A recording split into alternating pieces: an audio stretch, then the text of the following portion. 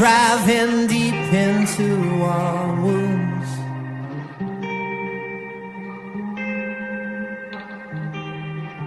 Yet I will be ripped apart before I choose a side. Yet the shadow of glass beneath my feet cuts this godforsaken street. Why can't we make things disappear? Steal the poison from our tears. Oh, crocky crosses pinned on the wall. Slow destruction of our childhood homes. High illusions, they seem no more, no more.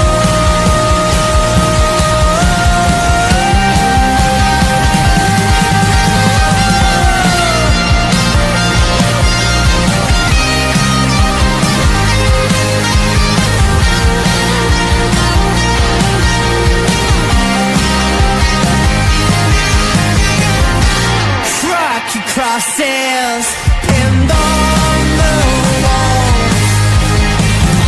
Slow destruction of our childhood homes.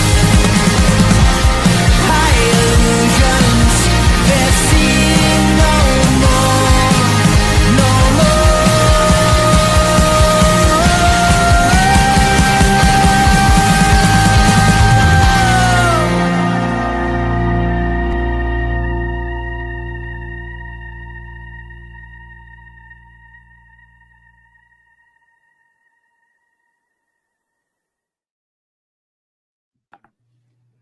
Yes, people, welcome back to another stream. Some people didn't even want us to be in this competition. They wanted us to get knocked out off Club Brugge, and some of them are saying this is why. But yeah, man, smash the likes up. Make sure you guys are subscribed to the channel as well if you're new. City humbled, really, at the Bernabeu, knocked out, and that is the end of our Champions League campaign. We didn't even make it to the round of 16, which is a bit of a madness, but there you go. We paid the price for a really poor league phase campaign. Listen, I'm going to open with Tariq. And then, lads, as always, just jump in. Tariq, bro, start wherever you want, man. What do you want to start? What do you want to say? You know, it's disappointing, but it's not more than I guess I expected. Coming in, I think we all knew it was going to be difficult. For me, seeing Haaland not being in the lineup just kind of set the tone for what I expected. And I kind of was just like, you know, we'll just play it for what it is. You hope, but it's hard to really expect in this scenario. And so, you know, it's disappointing to be out. It's not something that we're accustomed to, but, you know, I just want us to focus on those other competitions, focus on the league.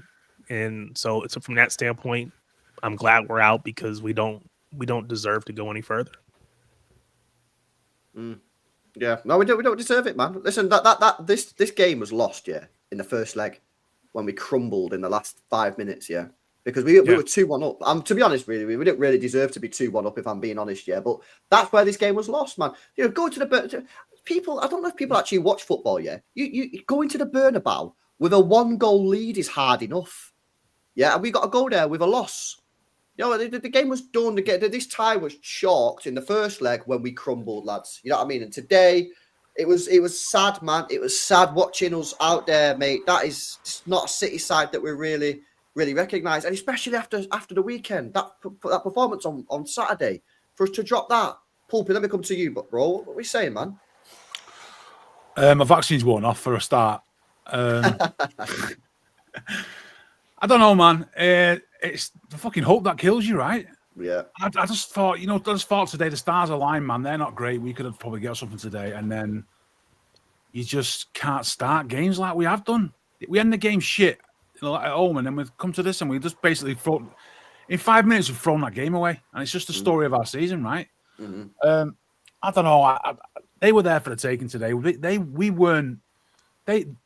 There was a line in commentary saying that Real Madrid had done to City what City did to them 4 years ago when we beat them, 3 years ago when we beat them 3-0. We were poor. They weren't that good. They didn't have to be that good. I agree. When we beat teams and we're in second gear, that's what it looks like. Training exercise. Yeah, that's what it looks like. Real Madrid did to us what we do to teams when we don't even get out of second gear and still smash them to pieces. That's the thing, bro. You said it right there, man. They didn't get out of second gear tonight, No, they bro. didn't need to, and we They were did just not need poor, to be fair. So, well, a minute, up kills you, move on. Just got to suck it up, man. Give it out, got to suck it up. Why were we so bad then tonight? Why were we so bad? Do you put it? Is it just as simple as Bernardo Silva and Gundogan in the midfield was just awful, literally horrific, and that's it? Or, I don't think it is that simple, bro. When I saw the starting lineup, I thought, I can see what he's doing here. He wants control of the game. He wants to keep as much possession as possible so we don't give the ball away and let them counter. And if it had gone to half-time, 0-0 was in that game. That was what it was built for. And then we just get done by a fucking League 2 goal, and that's it. Ties over. And that's exactly what it was, bro. It was a League 2 goal, bro. Just killed it. Just killed the game. That first 5 minutes, killed it. That was it. The game plan's out the window, and what can you do then? Stones goes off. He's fucking made out of eggshells, isn't he? And that's it. Do you remember Stones as well, man, as far as I'm concerned? Yeah, do you remember the game we played against Real Madrid? Because I was at the game about a decade ago. I think it was Pellegrini, and Kompany got subbed off after like 5 minutes. Yes. I can't remember which game that was. Was that the one where we got beat off a deflected cross? 1-0, the Fernando own goal. Yeah. Yeah, that like I remember that game, yeah, and obviously like we started, and then Billy Kompany got subbed off after like 5 minutes, and it was just like it's just a grim situation. It just puts a downer on the situation. You just conceded a goal, yeah. Now he gets subbed off because of an injury. It's just dead, man. But yeah, Steve, what are you saying, bro? Yeah, man. Can you hear me, okay, boys? Yeah. Yeah, bro. Yeah, great. Obviously, first of all, big up the boys, big up the chat and everyone involved. Big up for having me on. You know what it is with me, boys? Yeah, so. More often than not, you know, I catch an L like this. You'll see me come on here and I'll be going sick. But if I was going to do that tonight, there'd be something wrong with me. Like, we've pretty much summarized already that, like, if you're on going sick tonight, then you need to look at yourself. You've got issues because, you know, you can't be going sick after tonight, man. Tonight, it is what it is. But you see what it is in me, yeah? When I was growing up, when I used to grow up watching City, more often than not, we catch L's. So my energy matches the team's energy, right? So if the team's moving like this at the moment, I become a bit accustomed to it. When I was growing up, I was accustomed to catching L's. It was normal. It was a normalised thing. Even a draw. Man used to celebrate a draw back in the day. But obviously, in the recent couple of years now, they're the times I'll be going sick. In the treble season and these kind of seasons, they'll be when we're catching L's or any speed bump in them times, even a draw in them times, I could go sick, bro. Yeah. But see, tonight, I'm matching the team, matching the team's energy, bro. The team, for me, we don't look like a winning team. Not tonight. So if I'm going to come on here and start going sick, then I've got issues, bro. Because let's get it right, man. You're wasting energy, boys. Yeah. Anyone going sick tonight, you're wasting energy. Just relax, yeah. Because tonight is what it was. You know, Real Madrid, we've already established as well. They ain't that good, man. They ain't winning this competition, bro. I can promise you that. But you know what? They were the better team on the night. They were the better team tonight. We didn't match them physically or anything like that. We're letting them kick the ball over the top one time and score an easy goal. Bro, congratulations, Real Madrid. See you next year, yeah? Because, you know, if you think we're going to let you win this easily next time, bro, not happening, mate. You know, I came in today with, like, little to no expectations. My only expectation was fight, and I was still let down. You know, I got a message off someone in Madrid that Haaland was still feeling something and may not start, and I was like, dude. I saw the lineup, and I was like, you know what? The match starts at 0-0. We don't cause our own problems. We might be fine. Don't know what Diaz was doing. Ball came in over the top. He's ducking under the ball. That's someone who I expect to be a warrior, who I expect to lead the team. Not sure what he was doing. Sort of hung Ederson out to dry there. And from there, you know, I just didn't see fight from a lot of people. You know, Diaz, he kind of got it together. Not really. I don't know what the whole setup attackingly was. Savinho was playing centrally. I don't know what that was. I won't even talk about Gundogan and Bernardo because, you know, everyone knows how they are now. I don't know. Even you know, people are asking where Jacob is. I thought he was wearing number 24 today. Vardy was awful as well. No, it's mad. You know what's kind of crazy though. You know, go back to what Steve was saying. Then it's like, I agree. You can't really go sick, innit? Even though we've just been like, I'm like, you can't even be like that. Like, you can be mad and that, but it's like, I don't think anyone's going to be like going absolutely like ape shit because it's like, realistically, most people probably expected something like this. And I'm it's a disappointed thing, LB. It's not a mad thing. It's a disappointed thing. Yeah. Yeah. It's not like we've been robbed, is it? Or you know, like that one where we went out and they scored 2 goals in the last minute of like a deflected header. That's where you get pissed off. Like they said, look, we all know what was coming. It's not like we've been robbed and we were stolen something. We were shit. Just accept it, move on. Most of us kind of realised it was coming. I mean, I was pretty confident we'd probably get something today, and we didn't. And you just got to accept it, man, and move on. It's just life. You know what I'm saying? But you become accustomed to the standards, innit?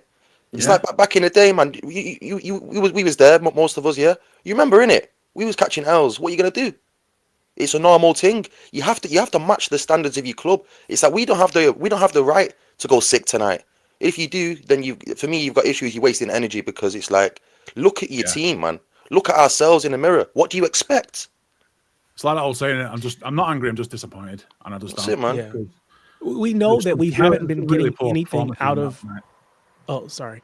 We haven't been getting much out of Phil if he's not been playing centrally. So to Danny's point, it didn't make sense to me why we're playing Phil out wide with Savio up top with Marmouche kind of playing as a 2. It's like we played him in a false 9 role. If we're going to play anybody there, put him there. I just don't. Again, I didn't understand it. I understand that, hey, without Haaland being available, you got to make changes and you got to try to throw something at the wall to see what sticks, but it just didn't make sense, the lineup. And so it kind of set my expectations going in. This was like, especially once you see how they're lined up on the pitch. And so it was just kind of disappointing. Yeah, I mean, obviously this isn't exactly how we set up, right? This is to demonstrate the players on the pitch. Well, why do we think he started with Bernardo and Gundogan? What was the reason there? Because they have his nudes, bro. We already know this, man. They have something on him, bro. They have something on this guy, bro. They have. You know what I'm saying? I think there's an acknowledgement that KDB can't go with extended minutes, and so you got to put one of those other 2 on. I don't know if he's healthy. I would have preferred to see Savio and Doku as our wingers, put Phil through the middle in that center attacking mid position, Marmouche up top, and then just kind of go for it. But I don't know. I would really prefer to have seen Jack Grealish in the midfield. Yeah, me too. Or Nunes. I just don't think he's fit. He can't be fit. What about Nunes? I genuinely swear down I'd rather have Nunes in that midfield than Bernardo. Absolutely, LB, man. He set that up today to control the game with obviously Bernardo in there like that. But, it didn't work. But I'm tired of this sort of control gimmick. That's what he wants, though. That's Pep, right? That's what he wants. He's tried it. We've seen many times it doesn't control at all.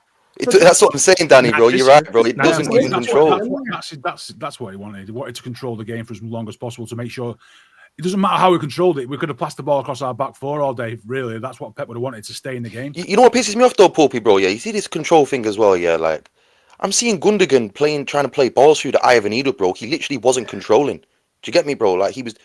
Some of the decision making from the midfielders tonight, just the simple things, they weren't controlling the game, bro. I'd much rather had Kovacic, to be fair. He's much more agile with the ball. He can make better passes than Gundogan.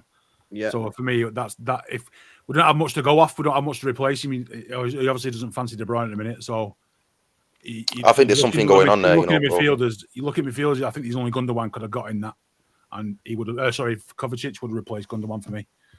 Yeah, I think his thinking probably was that Gundogan's probably better further up the pitch than Kovacic, but it doesn't matter because if you can't get up the pitch because you can't get him on the ball because he's so slow, then it's irrelevant anyway, isn't it? You know what I mean? Look, my problem is that I know a lot of people obviously calling out the starting 11, and I get it, but my problem really with it was not the starting 11 necessarily. It's the fact that he didn't change it after 10, 15 minutes because everybody could see after 10, 15 minutes, or even if you wanted to go to 20 or 30 minutes, that this was not working and this was really, really bad. Why? And by the way, at that point, we were still in the game. It was only 1-0. I can't remember when they scored the second, right? But like at 1-0, we only need 2 goals. I think the Stones thing just killed it. That was the one. Yeah, we can see the goal. Combination of the early goal and the injury. The Stones injury killed it for us.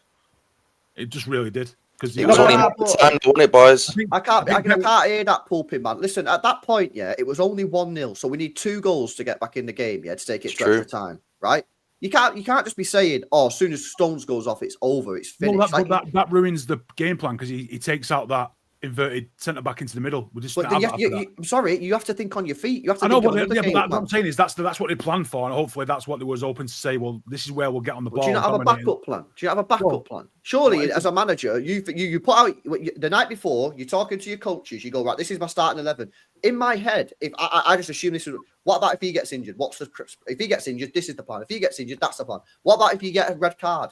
What about if you get a red card? If He has to be thinking about Stones getting injured, bro, because it's always around the corner, exactly. isn't it? You have to But be to thinking about Pulpy's that. point, you can't really invert that center back unless you're going to invert Gvardiol in, because none of the other three can do that role. Was he even inverting Stones in the first Gvardiol place? plays higher up the pitch. So in essence, he would have been better instead of bringing on Ake, bringing in.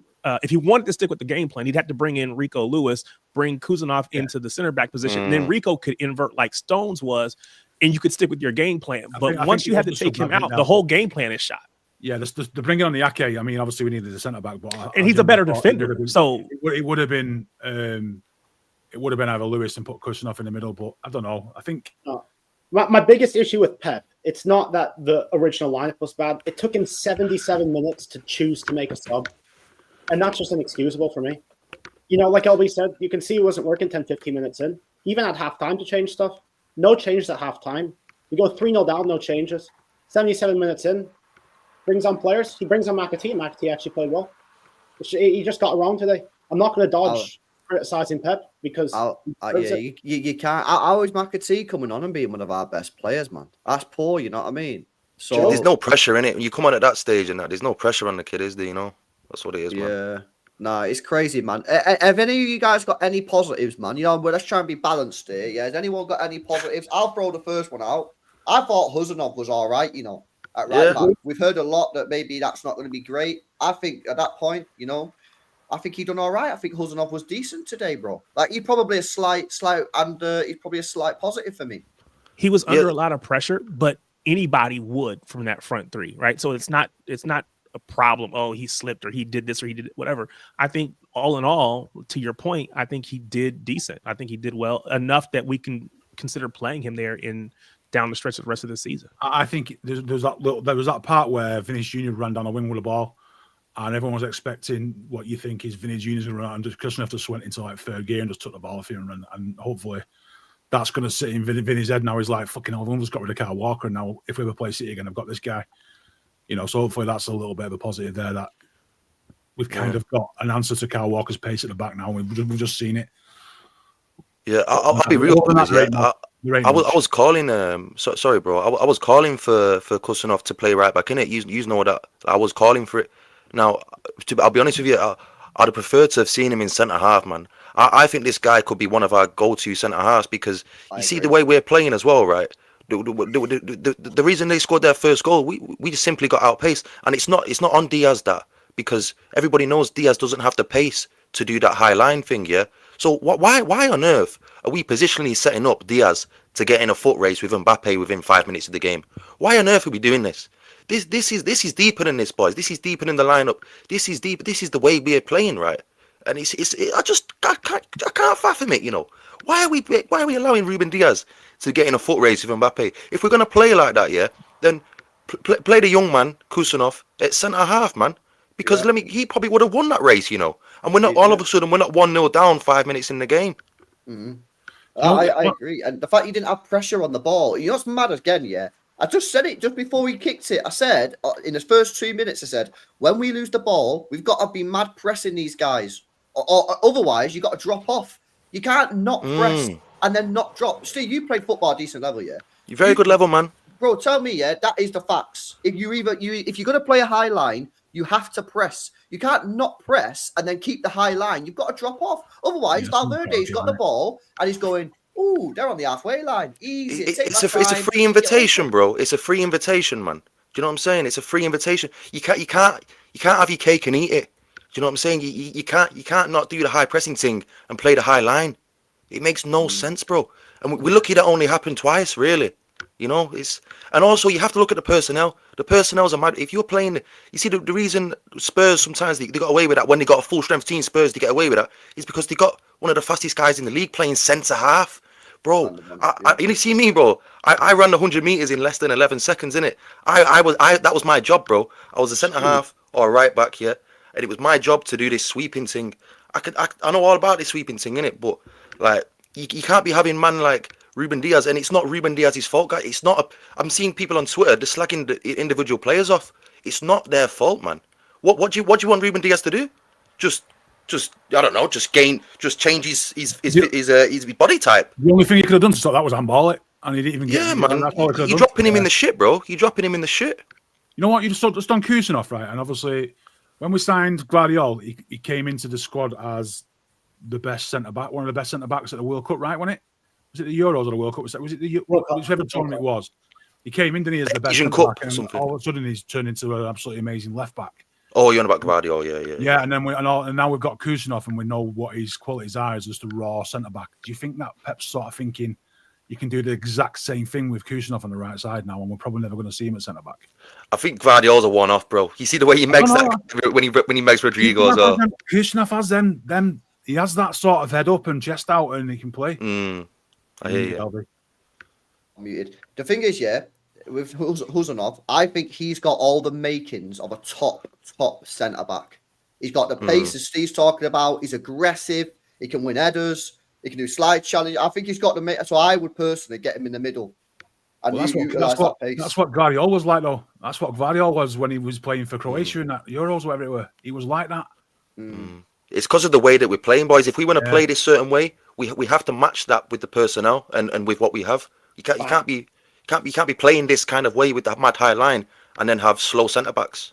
Yeah. It's just stupid. Yeah. I don't know what that super chat then was about.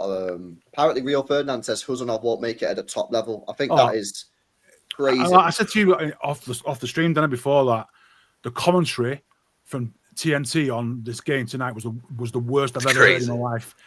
The giggling from Ferdinand and the honestly, the verbal hand jobs from McManaman about everything. Honestly, mate, it was horrific. And he was battering him. They battered Kusanov in the first half. They battered him like Sky battered him for no reason. He wasn't one of our better players. Well. He just loved to do it because it's an easy target and they were bad. Superbia saying it as well, saying commentary was disgusting. Camel Gob, who's that? Who's Camel Gob? And McPointy. I think Camel Gob is Rio Ferdinand, isn't it? Because he's got a mouth like a camel or a horse or something. Right. Who's McPointy? Honestly, that was horrific comment. Honestly, it was as bad as it's ever going to get. Who's that? McPointy, though? Who's McPointy? McManaman. Oh, McManaman. First legend, you know. I said that Rio Ferdinand's an absolute dead leg as a pundit, and Steve McManaman played with a dead leg for City. That's kind of honestly horrific, so bad. And even the comments, Thingy Fletcher was so bad as well.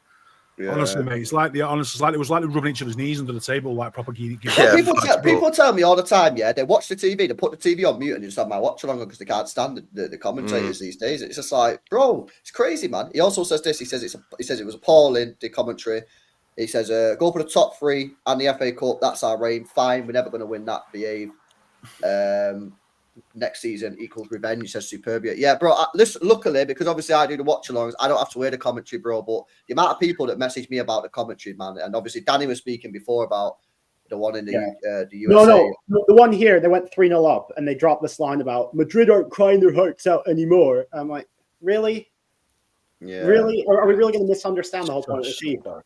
No, that's stupid, man. That is super chat. Let me go through some of these chats that have been here for a while. But to LB says, had no wingers. He used Savio and Mamouche as strikers. Yeah, I think that was an L as well, to be honest with you.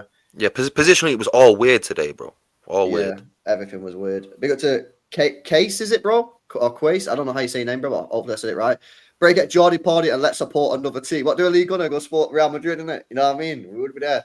Now, you know what? Actually, I'll go support Mahrez's team. Is it Al Ahly in Saudi Arabia? Yo, we will get on that one, innit? We'll get on that one. Big up, Case. I almost said your name right, bro. Big up to AK says, Lewis, I've been following you since your City Eye days. Yo, that's a long time. Even though we've never... I've followed you longer than me. Yeah, that's long, bro. See, I don't even know what it is. That's like... That was my original podcast. That was in like 2018, something like that. Oh, big up. I consider you a friend. As a friend, I was at work and I need to ask you a question. Were we even trying? Listen, I think we tried. I just think we were crap, mate. Like, there's only been one game that I've questioned whether this team has tried, and that was Villa. Yeah, I don't question whether they were trying. I just don't think we're very good, bro. I don't know. Did any of you think we weren't trying tonight? I felt we did try. I just thought we were shit. My honest opinion. I just think we're in this like weird spot where we can actually beat the lesser teams, but we have no chance against good teams. Yeah. We get embarrassed against every good team we play. We get it right. That doesn't sit well for this weekend, then. Yeah, we've got it right against Newcastle. We'll probably get beat off Liverpool, and we'll probably get it right the game after that, and then it's but like the thing is that is the definition of a might team right, that's going for like the top four, isn't it? Like, you don't have to be consistent. This is why when people are trying to tell me that we got to win the game on Sunday, I'm like, I'm sorry, and I know this sounds disgusting because our standards have dropped, but we don't have to win the game on Sunday because if you're going for the top 5, you don't need to win every game for the rest of the season. Just need 2 points a game now for them. There's 2 points per game for the end of the season. If that means win 2, lose 1, win 2, lose 1, win 2, lose 1. That's what it is. That's what it is. And by the way, just to clarify, I don't like that. I'm not accepting of it. Yeah, for me, that is a lowering of the standards. But if you accept that we're not in a title race, which we're obviously not, yeah. And the obvious target now is just get Champions League qualification. That will do it. 2 wins a loss. 2 wins a loss. We'll do it for the rest of the season. Do we know? Is it guaranteed yet that we're gonna have England will have 5 Champions League spots? Is that not decided yet? Pretty much, yeah. It's like 98% certain, right? What defines this? Like, what determines this? This here, bro. This thing on the right here, yeah. This one here. So this is updated as well because they've updated it at 10 o'clock. Yeah, you see this as well. So this is now updated. So we're still top. Oh, actually, we're not. It's not been updated because we're out. Well, anyway, it's not quite updated. Juventus are out now. So Italy are going to get a hit. So Italy are going to get a hit, but we're getting a hit. And I don't know how the point system does it. Yeah, but we're like 5 points ahead of Portugal, who've still got. Sporting got knocked out. Benfica made it, I think. So the first 2 basically is. What do you say, Tarek? Oh no, I was asking: is it the top 2 in this list get? Yeah, the top 2 get an extra thing. I seen a thing. Apparently, it was 99.5% sure. Like the computer done the maths on it. Yeah, like the supercomputer thing. Apparently, 99.5% chance England gets the top 5, and obviously this is the thing. So yeah, we pretty much are, to be honest. I think we'll get top 4 anyway, if I'm being honest with you. But top 5 should do it. You take 5th though, innit, bro, man? Like, that's the main thing this season right now. Like, try and fight for this FA Cup and the top 5, whether it's 5th or fucking 2nd. I don't care. Do you know what I'm saying? Just get me top 5. It doesn't matter where we finish now, as long as we do get in that. Makes no difference. Like, there's no qualifying, is there? There is no qualifying like there used to be. Nah, qualifying round stuff, is it? It's top 5 straight in, I think. So fucking Steaua Bucharest when Aguero missed 2 penalties. Yeah. No, that's a bit of a madness. Yeah, but yeah, like I say, if we can just, the thing is, right, we kind of caught life a little bit on this FA Cup, mate. Yeah, because like all the big teams have been knocked out. Now you still got Newcastle there, Villa there, Brighton are in it as well, but I think the rest of them have all been knocked out. And obviously we've got Plymouth Argyle in the next game, which we should win, but fucking who knows. And we for me now that needs to be the priority, win an FA Cup, because if we can somehow win a FA Cup in this season, which has been horrific, like that is a huge W. You know what I mean? So, focus on that. Just like Pulpy said, pick up a few points here and there, get top 5, and then let's just forget this season ever happened and sort out in the summer, man. But let me finish these super chats, yeah. And then I want to ask you guys about the transfers and the rebuild, which needs to happen. Built to 9 men says 2 incidents happened. We are shit. Oasis reunion. LB split with City Extra. Can we get shit back together? Says 9 men. Yo, give me 500 million pounds like Oasis got, and I'll fucking go back to City Extra. Yeah, I want a 500 million. Built to Pie says Pep is in a love triangle with those 2. Says Professor Idiot. Big up to KP Masters, who says you all need to accept Phil is a luxury player. Nah, he's not, bro. Get out of it, KP Masters. You need to recruit higher quality players to bench him, says KP Masters.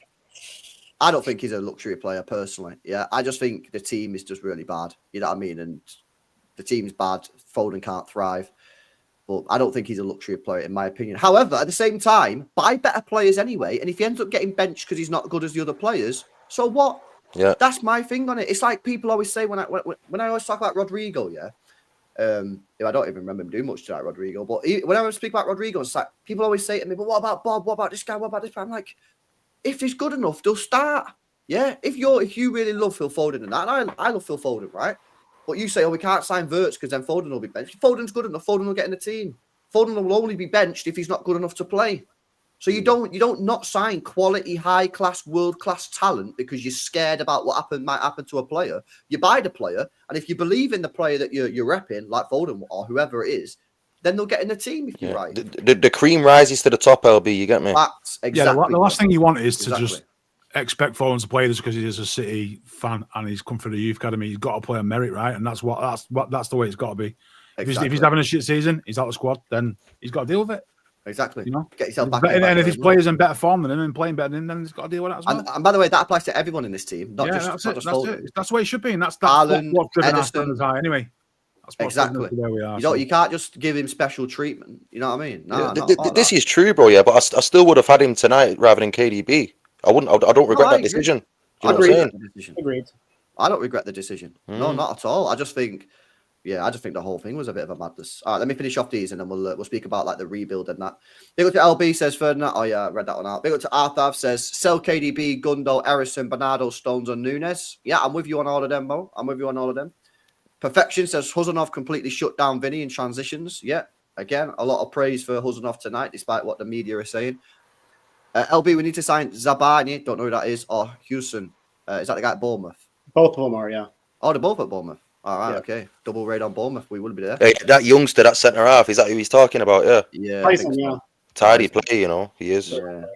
And big up to Cubas as well. So does this mean our deal off, bro? I don't make deals in it. I don't make deals. All right. Before we finish on the Real Madrid talk and move on to transfers, anyone else on this panel got anything you want to speak about regarding tonight's game, the first leg, or anything regarding tonight before we move on to rebuild? I would just like to touch on Haaland and his importance, bro. I think tonight, may have shown, if you didn't already know, if you were living under a rock, Haaland is that guy.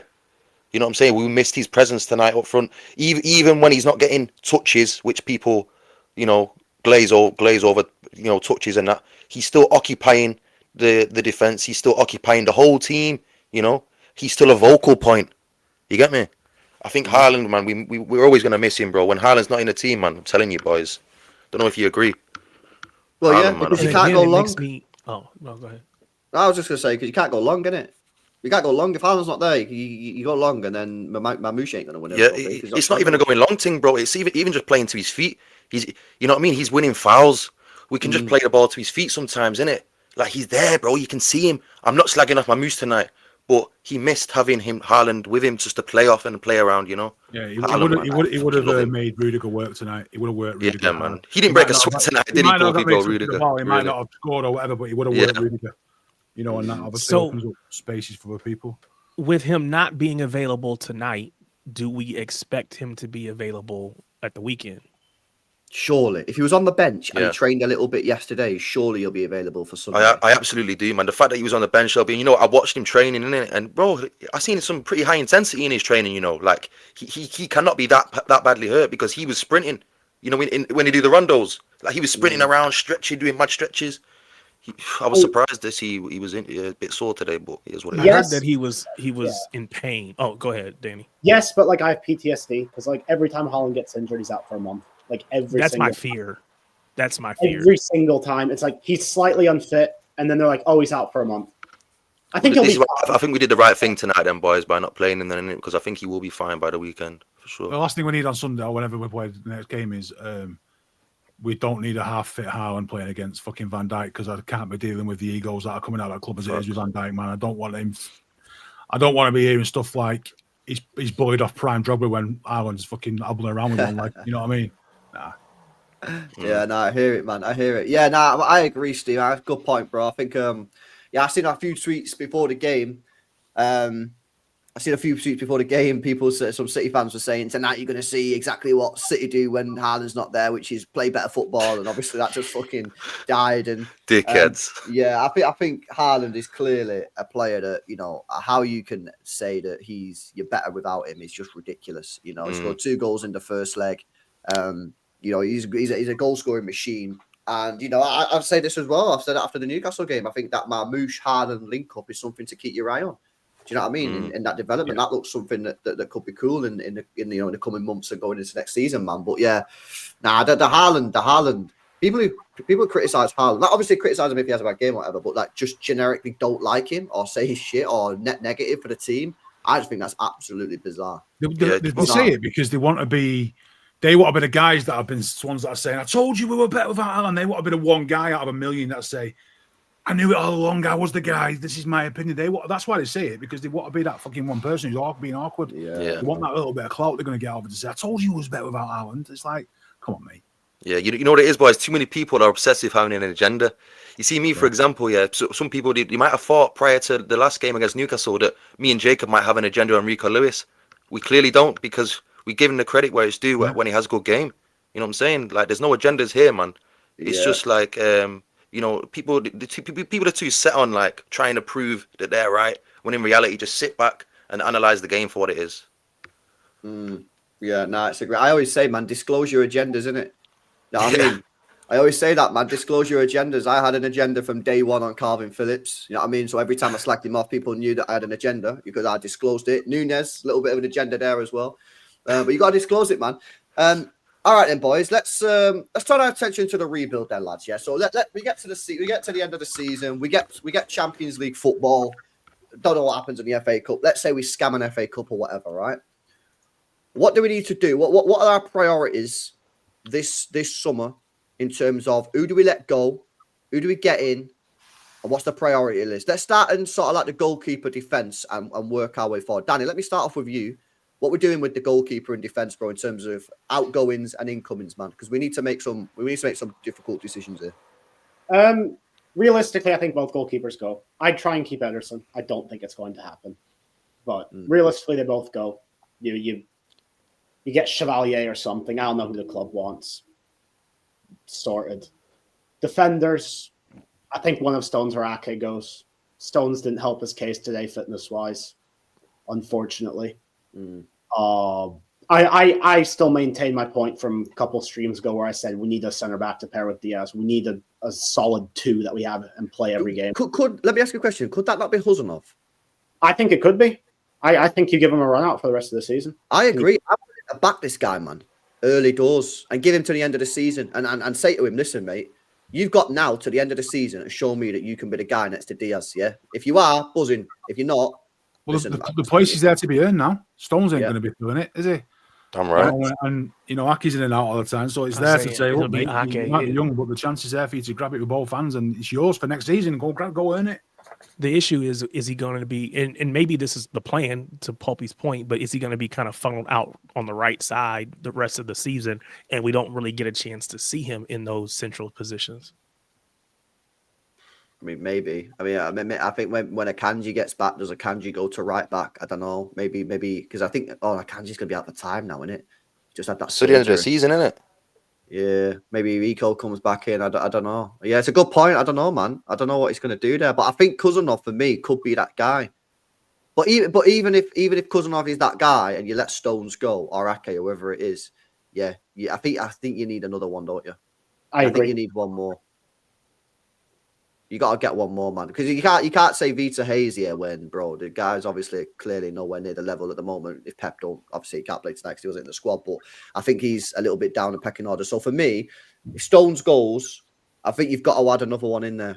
You've got to add another one in there for me, unless you really do trust Vita Hayes, and maybe you trust him. Maybe he's like, no, I trust Vita Hayes as an option, but obviously I don't know. I've not seen too much of this guy. Okay, so what else? What else you doing, Danny? What, right back, left back? I think fullback Cambiaso's no-brainer. Bring him in. Left back, I would give Ake another go. I know it's a bit controversial. I'd give him another season. We need a couple midfielders. I think we can all agree on that. We need another creator because De Bruyne is going to go. I'm not sure if we'll get Wirtz. There's other good options out there. Buying. We got a full send Wirtz. We do have to. And I'm not buying the whole Wirtz or Foden thing. I think they can coexist. Exactly. I agree. People are getting insecure about it, but I think. And the thing is, you also have Echeverri as well. Echeverri, man. Even though De Bruyne is going, you're going to have depth in that position. Yeah. And then, hopefully Bob can come back and show some glimpses. I don't know what's happened to him. I think that's completely gone. What's happened to him, man? I think it takes some time, boys. You need to realize, innit? Coming from an injury like that, it takes time, and you have to. It's like Rodri's saying right now. He has to rebuild his quad muscles and everything, bro. you know what I'm saying? It's like that's Yeah. the position Oscar Bob's in right now. He has to rebuild the whole quads. And the he's only 19 in it as well, so he's obviously growing as a bloke as well. So it's a rebuilding issue with the whole body, man. It takes time, bro.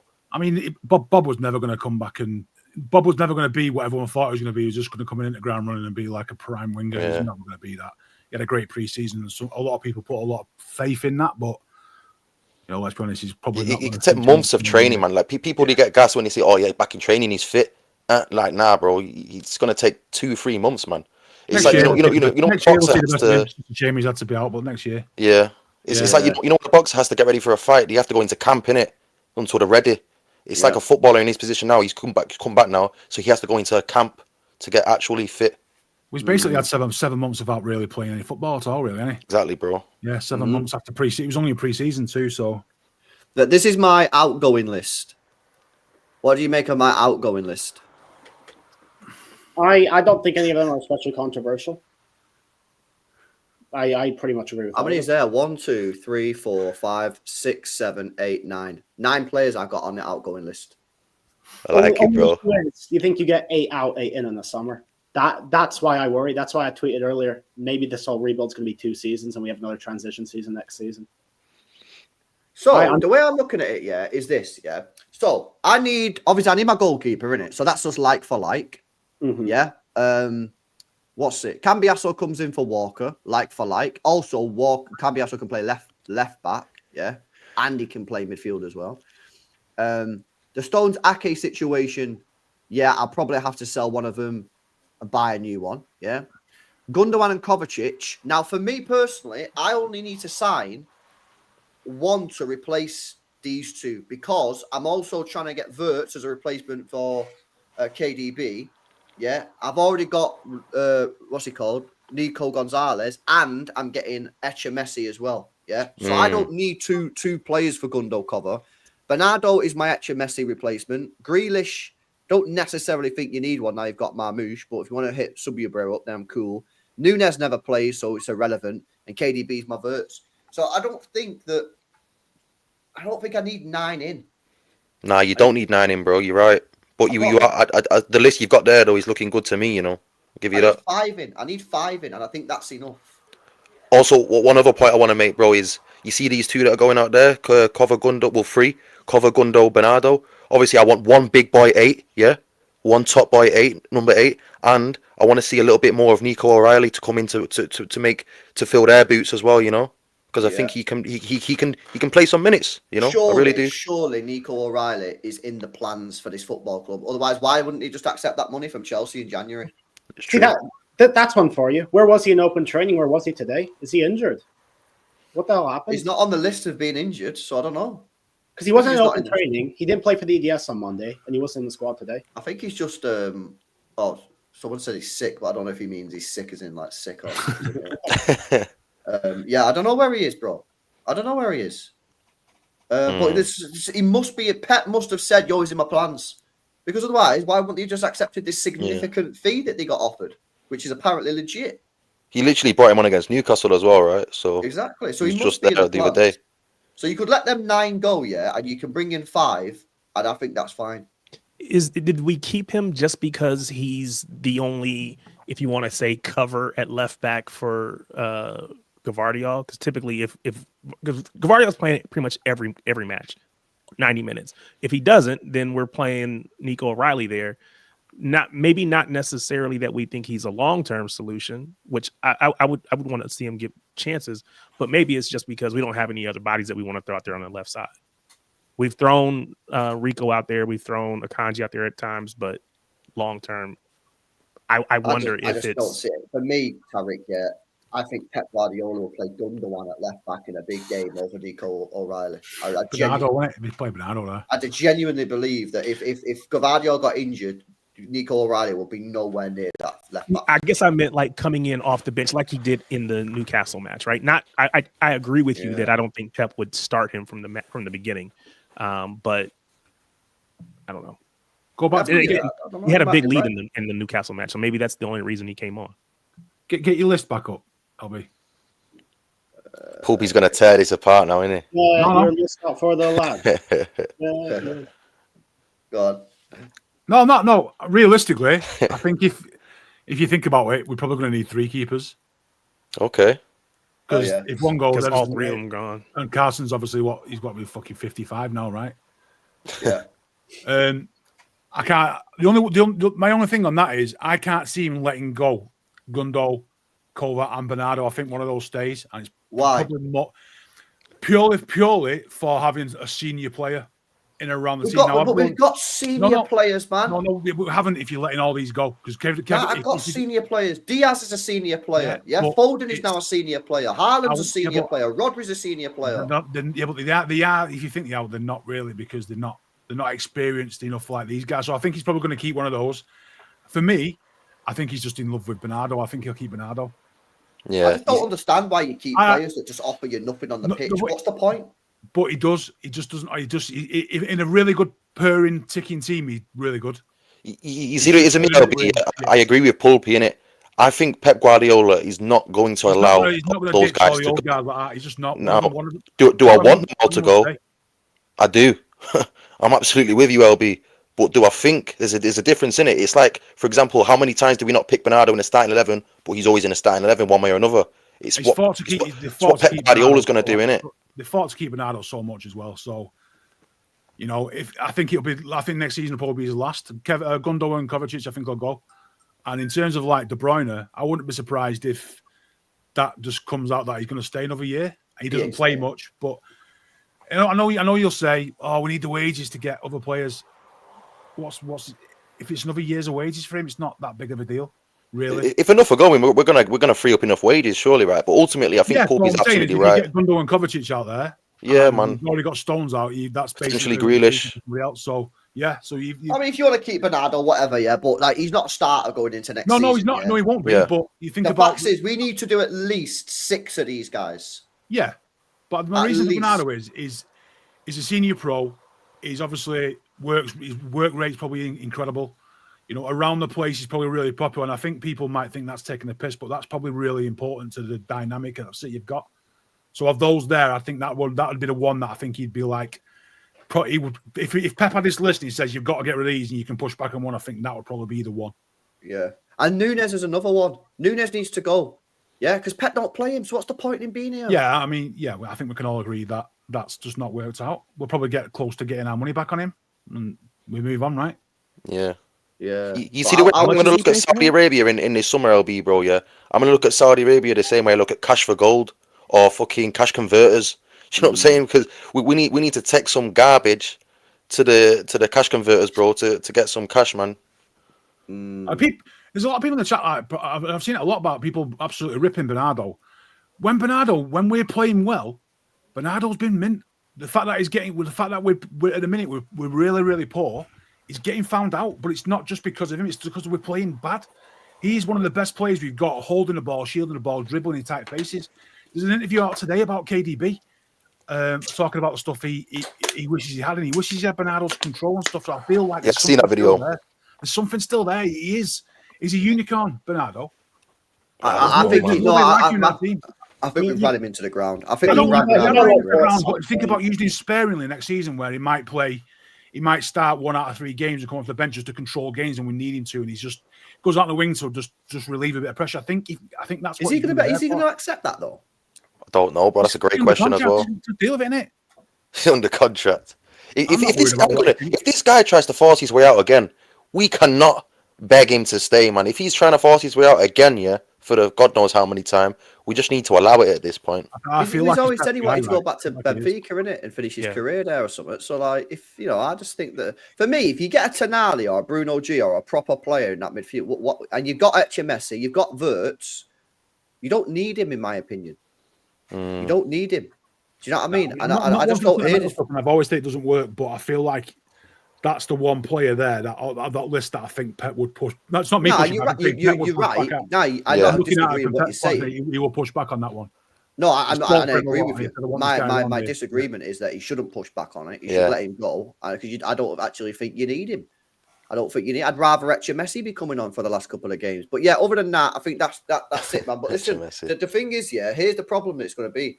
Right, it's not really a problem, right? Because I think they'll do it. But the money that we need to spend is going to be dope because we're not talking £20 million Kovacic's here, yeah? The players that we're buying, we need to buy quality. We need to buy like the best of the best play. We need to buy, remember when we used to buy like Laporte, Mahrez, Walkers, these guys? This is what we need to do now. For too many years, I think we will be. Well, I think we need to. You know what I mean? Let's be honest. Yeah, the Edison replacement, that's going to be minimum 40 mil. Cambiasso, 50 mil. Centre back, if we're talking legit centre back, you're talking 60 mil easy. Yeah. Your two Verts, if we get Verts, that's 120 minimum. Yeah. And then you need another all rounder. That's probably going to be another 50, 60. So it's going to be another 300 million quid. But you're getting quality players. And then next year, 2026 summer, then you can just, get a couple in, you know what I mean? Rotate and that. But it's going to cost a lot of money, man. But yeah, I mean, I'm happy to say that we'll spend that money because these are sort of players that are going to be lifers. I say that quite a bit, like the ones that are coming in, you just know, like the Rodgers coming in and whether take KDB and Silver and Aguero, the ones that do 8, 9, 10 years. These are the ones that we're going to be getting in the summer. These are the ones we've got to be aiming for. Players that are going to come in and you just know full well that they are going to be around. We know in 10 years' time when we're sat there looking at it and thinking, oh man, what a player we've had there. He's going now. He's 32, 33, and we've run him into the ground, but in a good way, and we've got the best out of him. They're the sort of players you need. Versus that. Yep. I keep saying it. Ever since the treble season, we haven't brought in proven quality. We bring in so many gamble players. Some of them pay off, and some of them they just don't. But you're taking gambles for our signings. The promising thing is when we seem to pluck from the Bundesliga, we seem to get it right. Yeah. Yep. The Bundesliga, man. The profile's there. My concern, I said this the other day, is German players are just something about Bayern, man. And that would always be there. Yeah. No, that's a you thing, though, isn't it? You know what I mean? You got that bit of paranoia, bro. I'll put it this way, mate. I'll have to be sat here with a bald head in 10 years' time and go, yeah, if you still got a pit on, I'll say, yeah. That's a disclosed agenda right there. No, it is. It is a disclosed agenda. Nah, big up, man. Big up on that. Yeah, no, it's going to be interesting, man. Let me go through some of these chats that have flown in, man. Big up to Superbia again. Says Camel equals Rio. McPoint equals McManaman. Franco FC equals Madrid, funded by a fascist dictator. Always glossed over. Never forget this. It is alive today, says Superbia with the 5. Big up to you, bro. Big up to Jono, says UCL Edison is vastly different to Prem Edison. You know what I've always said, right? You know I'm a big Edison stan, but I've always said that Ortega's probably more suited to the Champions League than Edison because he's more of a shot stopper and that. But I'd still obviously take Edison. But yeah, listen, I think Edison will get off at the end of the season. I think if he was going to stay, he would have signed a new contract by now. So I think he's gone. I think once Edison's finally left, we'll kind of all realise that fuck me with it's so good. I'd like to have a conversation one day about a potential next keeper because there's been a lot of talk about it, but we've never actually I don't have a clue who the next keeper is. It's going to be this Costa guy from Porto or this Chevalier, I reckon. Because I think it's looking likely, bro. Like you say, man. I think if he was going to stay, contract will be signed by now. Surely. My problem that I've got is, I've only seen him once, Costa, but apparently he's dead. And he was dead, and he watched it with you. I watched him a couple of weeks ago, and he was awful. It was awful. I don't get it yet because everyone's telling me that this guy's a bozo, but then he's at the top of the stats. When you look at the stats, he's at top of the stats on everything, all the data MB stats and that. But if that's the case, bro, I'd be willing to listen, innit? I'd be prepared to listen. Yeah, but this Chevalier kid who's at Lille, apparently he's meant to be good, but apparently PSG are really trying to get him. Why? They got Donnarumma? What the hell? Yeah, I heard that maybe they want to get rid of Donnarumma and move him on. I said Donnarumma hasn't been that great this year, I don't think. Yeah, but he's only 23. With James Trafford, right? You know that. James Trafford. Yeah. I'm telling you, that's not over. We'll end up with something like that. I'm telling you, he'll come back. Is he still on that box, yeah? As a number 2? No, he's sold any, but I'm sure he's in his contract up soon at Burnley or something. I don't know, but I know he's. It's not going to be. He's been insane for that. He's been insane this year in Burnley, and I think. Why not? Do you not rate him? Telling you, what, Trafford? Yeah, do you not rate him, bro? I think he's too weak. Yeah, he's only 22, isn't he? 21, 22? Yeah, he's only young, he's only young, yeah. So he's got 15 years in as a keeper. I'm telling you, we'll revisit that one day. I don't know, but yeah, I reckon maybe this Chevalier guy, or obviously Costa's got a release clause of 60 million euros. But yeah, I'm just being told that this guy's a bozo. I don't know if he's a bozo. I've only seen him once, but he was a bozo in that game. Why not? Fuck it. Yeah, but I don't know, man. I mean, people talk about this Maignan and that. You don't really move me when I watch him. Magnan's even worse. Bro, exactly. I'm watching him. I'm like, even worse. Oh, don't move me. I don't know, man. I don't know what goalkeepers are out there that you could go and get that are like. Yeah, you know, you used to be able to look at the Premier League in it, and you used to be able to pick out certain players for each position that you might like in it. If I look at the Premier League now, bro, I don't know who I'm liking, bro. I know. There's only one that stands out to me in the I Premier know League. who I want, but I don't think we're looking at him. There's only one person in the Premier League that stands out I would have in City's team right now, and that's Anthony Robinson. Oh, yeah, the left back. Yeah. Left back. Yeah. Interesting, mate. Obviously, being that's from the ahead of US, Guardiola. I've been That's for a while. even ahead of Guardiola. I've put Guardiola. It's going to be horrible to say we can't play him, but I'd have Robinson like pure left winger. Just I don't know a lot of people. Hey, yo, Danny, who's that other goalkeeper who's got the neck tattoo? Does he play for Lazio or something? Who's he play for? Who are you on about? You like net tattoos, bro? Bro, nah, yeah, listen, we got linked to some goalkeeper, and then I did a watch along a couple of weeks ago. This guy, De Gregorio, on Juventus. Yeah. we got linked to him, and then I watched it because I did a watch along for Cambiasso, and the guy had a neck tattoo. He was like, yo, we're just going to sign in a left back. We've got to sign in goalkeepers who've got neck tattoos. Yo, what's this guy saying? We've been linked with him as well. Is this guy decent or nah? I think he is, but it's weird that Juventus want to sell him already. Because he's just joined them, Anthony. Well, I don't think maybe they want to sell him. Maybe City want to buy him. You know what I mean? You know who I do like is Carnesecchi in Atalanta. He's always good whenever I watch him. He always makes these double saves, triple saves. He's decent with his feet. I like him. Yeah. But we're not looking at him, so. I think goalkeepers is one of those positions, again, guys, where the quality in the last decade has plummeted, man. There used to be so many good goalkeepers. It's like strikers, like number 9s. They just man, that's the same thing, bro, yeah. I wonder why the football's fallen off, man. I say it's because of FIFA, football, like game man. consoles. No one goes out anymore, innit? Do you think it's falling off, bro? Do you generally think it's fallen off, or do you think it's because our standards are so high that it's not? No. I think it's well fallen off, bro. No, but if we was a team like, let's say we're Spurs and we're absolutely shitting it, we're trying to get better. Nah, I think it's There's fallen so many more players you can like. You think? No, Paul. The best example that I've got for this, I say it all the time, is Edison Cavani. 10 years ago. Was like when he was 7th, 8th best striker in Europe. Now, if he come in today, he probably some people would say he's the best. I think standard drops off a little bit, but also we are so high at the top of the food chain that there's not many people stand out to us because they're not actually better than the players we've got. If we were trying to get to the level we are, like Newcastle, I imagine if you're a Newcastle fan, you're looking at players like we've got and players at Arsenal, you're thinking, I fucking love Saka in our team, or I love Grealish. You know what I mean? They would make our team better, whereas they're not actually that good for us. You know what I mean? So, I think right back's another one of these positions, you know. You look at who you got, Livermento. You get what I'm saying? Yeah. Like, he to me seems like a good player, but he does. The Newcastle fans, some people I spoke to say he's absolutely shit going forward. Like, you get him in the other half of the pitch, he's absolutely shit. It's like, that's crazy. Yeah. It's sad, man. Livramento? Yeah. Really? What do you think, Tariq? What do you think about Livermento? No, I was just gonna say about the the striker position. You mentioned Edison Cavani, but I mean, you think about to me, what's the guy at Juve? Vlahovic. Yeah, man. it's kind of the same type of player. Maybe I don't know, because you think about it, an Isak and all these. There's still a lot of good players around. I think there's something to be said for just our expectations, and to a certain extent, like I grew up in the Magic Johnson, Michael Jordan era of NBA basketball, right? The players today are still as much or maybe even more talented, but I just have a place in my heart for Magic Johnson and Michael Jordan. It's just never going to change. I think some of it is just the way we look at the game. We appreciate it more because we were younger. It was just different. So Ronaldo, Ronaldo was that for me. Like Ronaldinho was that for me. He's been better strikers since him, but he'll always. And that's what I'm saying. You're never going to change how you feel about those players. It doesn't matter what happens on the pitch now. It doesn't matter that Haaland scores 1 million goals. You're just you have an affection for R9 or whoever else, right? And so I think there's probably some degree of, and then even those players are playing much longer now, right? So players aren't getting those same opportunities that they were getting because you're sitting behind a Ronaldo or sitting behind a Messi who's playing for 1 million years, right? I think those players are out there, but they're just not getting those same opportunities, and we're not seeing them in the same light because, again, our standards are so high.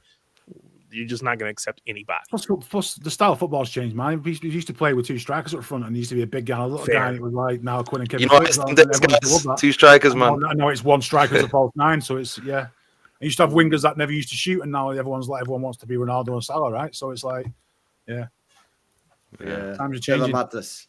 Let me hit somebody's chats, man. You'll Hey, to you guys. Nexi, what do you mean suggest Yildiz Danny? You suggest Yildiz. Yildiz. Oh, I've seen this guy's finish. He's got Turkish, doesn't he? Yeah, he's a great player though. Did you see the goal he scored? Was it this week he scored that goal where he like dinked it in the top corner or whatever? Like, oh my god, it was cold, man. Yeah, where's he playing? Juventus. Right. Yeah.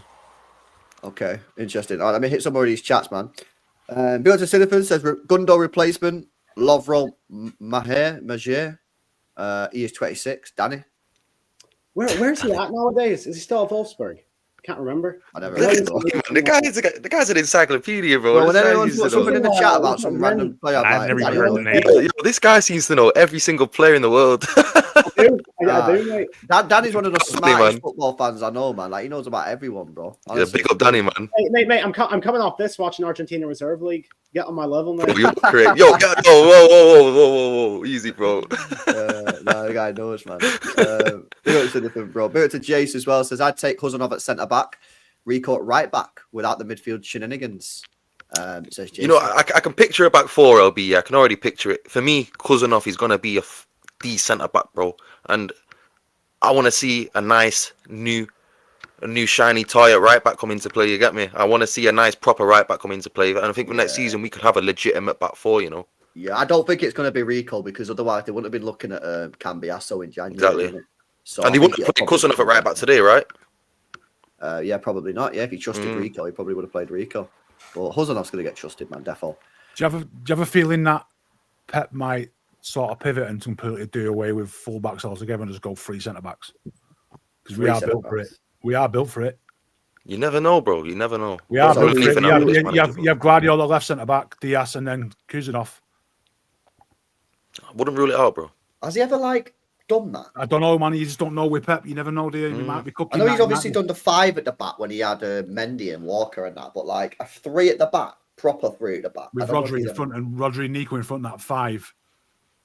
And then that's your base of 5, and then you just. The thing is, if that was the case, you'd have wing backs, wouldn't you? You'd think so. But then if you think about it, if we have so much possession, your wing backs then become Guardiola and Kusanov. And then you play Savio and Doku, and they just push up really high because you dominate the ball. You don't have to do that much defending. Because people say, yeah, but what about tracking back? Yeah, but if you dominate the ball like we normally do, you don't actually have to do that much defending.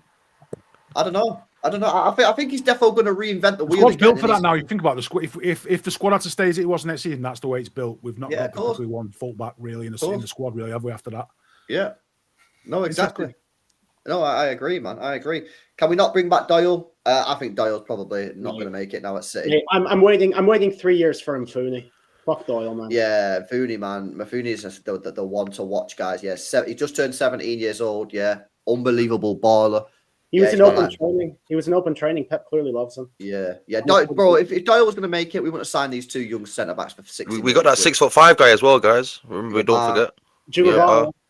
Yeah, he's there. But yeah, Mafuni, man, he's the next one to invest your stonks in chat. Big up to Perfection. Says Wirtz will not be able to create everything alone. No, it's a good job. He won't be alone then, isn't it? He won't be alone. He'll have Savio, Doku could be there. Marmouche will be there. Bernard over there. He's a joker, isn't he? What do you mean? Big up to Perfection. Big up to KP Masters. Says our style of play is predictable to defend against. Yeah, this is facts, bro. This is facts. LB says, Danny, what do you think about Inacio from Sport? People just directing the questions to you know. He's never the one who stands out. I like it. I like the Amanda and Quaresma. This guy, man. This guy's a joke, bro. Man just knew he was. He's so crazy, man. I do love my Sporting, though. No, it's crazy, man. Danny's a goal. Hey, if any of you ever want to beat me in football bingo or tic-tac-toe, I will beat you. Yo, you know what, Danny, right? New international episode. break. Are you down for this, Danny? International break, right? I'm going to get a quiz, and I'm going to quiz you, bro. Are you down? Let me do a quiz and let's see how fucking smart you really are, bro. I'd like to Come on, see man. that, LB. I'd like to His own see that. mastermind, isn't it? Mastermind. I want to quiz this guy, man. Yeah. Hey, I'll come on. I'll drop a link in the chat and I'll beat you guys at tic-tac-toe. Easy. Oh, chest, bro. Chest. Bro, if I had Danny's football mind, I'd have the same chest. Yeah, it's crazy, man. It's crazy. Big up to Grealish says when I wasn't doing well mentally, Man City matches are something to look forward to every time. Pep give us our best times. Never forget this, says Grealish. Yeah, man. Big up to you, bro. Hopefully doing better now, bro. Big up to Stallion says Harvey Dent in Batman. You either die a hero or live long enough to become the villain. That hit hard right now with most Man City players. Sad to say this, the players we love, they've given us the best memories. And then he says, deep it, guys. We might have seen our best ever Champions League player, KDB, for the final time in the Champions League. 0 minutes for Kev. Grealish, Doku. I love Pep to the end, but sometimes I don't understand his stubbornness, says Stalin. You know what? I didn't deep that until someone said it before about KDB. That might be his last ever Champions League game for City, you know. On that first point he's made there, who do you think is the biggest villain right now? Who's lived long enough to become the biggest villain? It was Kyle Walker, right? Who's the biggest villain left? Who's the biggest villain? It's Gundogan, isn't it? I was like, Do you think it's Gundogan? because he left on like this high, and then he's come back and it's been so Him, low. man. Fucking hell, mate. Why didn't you be more strong, bro? When we was doing them Gundogan prop I was new videos to in the scene, summer. man. I was telling you, don't sign him or saying just Yeah, don't you do should have it. been more forceful with it, man. I tried my best, boys. You was already fucking selling out on Kompany all deep, man. Check this, boys. Yeah, you know when you come on want for him, the first game, period? yeah. Yeah, Or- you know when you come on for that first game, you come on as a substitute or something. I legit cried, bro. I Told you, never actually go back. Never cried, go real back. And we tears. posted about it on social media. It did quite well. I was so gassed to see this brother in a City shirt again. I cried Never go real back. tears when he come on. He come on as a substitute, innit, bro? Oh, yeah. Never I go was back. so Guy at my emotional, man. job. There's a City fan at my job. Winning the treble, like, yay! Now he's a fucking donkey, and everyone's well upset about it. Yeah. There's You a asked City for fan at this. my You job wanted who- it. He's the He- villain. He's the Yeah. villain now, isn't he? Yeah. Poor Gundo. You brought him back just to ruin him. No, I was just saying there's a City fan at my job who basically did the same thing. Was like, no, we can't bring him back. We can't bring him. And I argued him down, and I was trying my best to persuade him. No, it's going to be good. And I think more so it was because we didn't bring anybody in for Rodri cover. So it's like, we don't have anybody else. We have this guy who's familiar. Let's bring him in. And I kind of argued him down. And so now I feel bad. I got to go back and apologize. Like, my bad, man. Nah, man. Fuck. Pulpit, man. You should have You know what the thing is as well? He had the best stats in La Liga, innit, for like forward passes and all this shit. He was semi-retired, man. Really? He was thought he semi-retired. did, I- He was semi-retired at Barcelona. I seen him. thought he had the I best seen him stats. in pre-season, yeah, because I was out in Spain in it last year doing the watch-alongs at 4:00 in the morning, and I was sat one day in the lobby here, and Barcelona were on, and he was fucking cooking for Barca in his pre-season game. Like when it came around, yeah, but when the opportunity came around to sign him, I was like, yo, I'll take him, defo, man. The guy was cooking, but obviously pre-season ain't the same, innit? Yeah, you just wouldn't listen, would you? Bro, but the thing is, yeah, at the same time, the only thing I would say about the Gundogan situation is like, it's not like it was Gundogan or somebody else. We weren't signing anybody else. It's true. Do you hear me? You might as well not sign anyone. Well, to be fair, he has done a job. He basically threw him in off the fucking deep end, right? But we He wouldn't had have, to because just people deal say, with yeah, it. but we should have got this guy. I'll be like, yeah, but we weren't signing that person. Because I wanted Kimmich in the summer. If you would have offered me Kimmich or Gundogan, I would have took Kimmich. But the fact is, we signed him on the 26th of August. We weren't signing anybody else. It was either Gundogan or no one. Now, some people will say, I just wish we didn't sign him. Fairs, I hear it, man. But like, Yeah. it's not It was a like job for the we were going boys. to sign someone else. It was a job for the boys, wasn't it? He rang up his old boss and said, I really, really want a job, mate. Go on then, we'll sort you some work out for a few weeks. And then he's all of a sudden coming in, now he's like the main guy. Except we went to him, bro, because he had a job. Innit? Well, I think Barca was they weren't.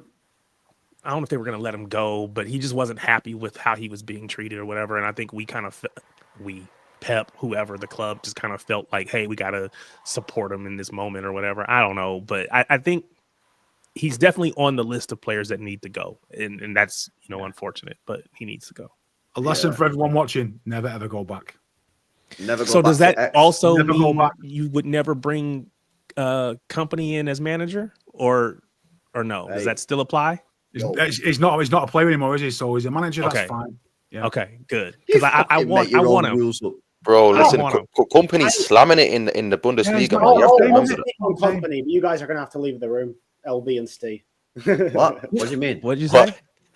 If I speak on Company, you guys are going to have to leave because you're not going to. I'm gone then. I'm probably gonna have to leave too then. Come on, Go bro. on, try me. Go on, try me. What are you I gonna think say? he's a shocking big game manager, but that's just me. Oh, nah. That's it. Nah. Wait, Can't say that, go bro. on, go on. Whatever the British and the government's got against us, it must be serious. Because they've tried everything, apart from shooters.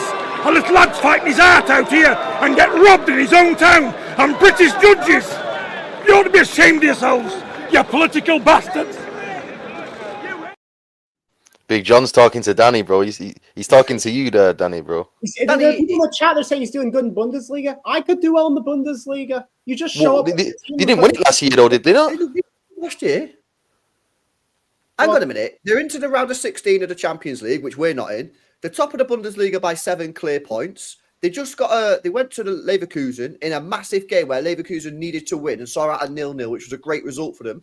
I think he's doing okay. I think he's doing all right job. Big up, LB, man. Big up.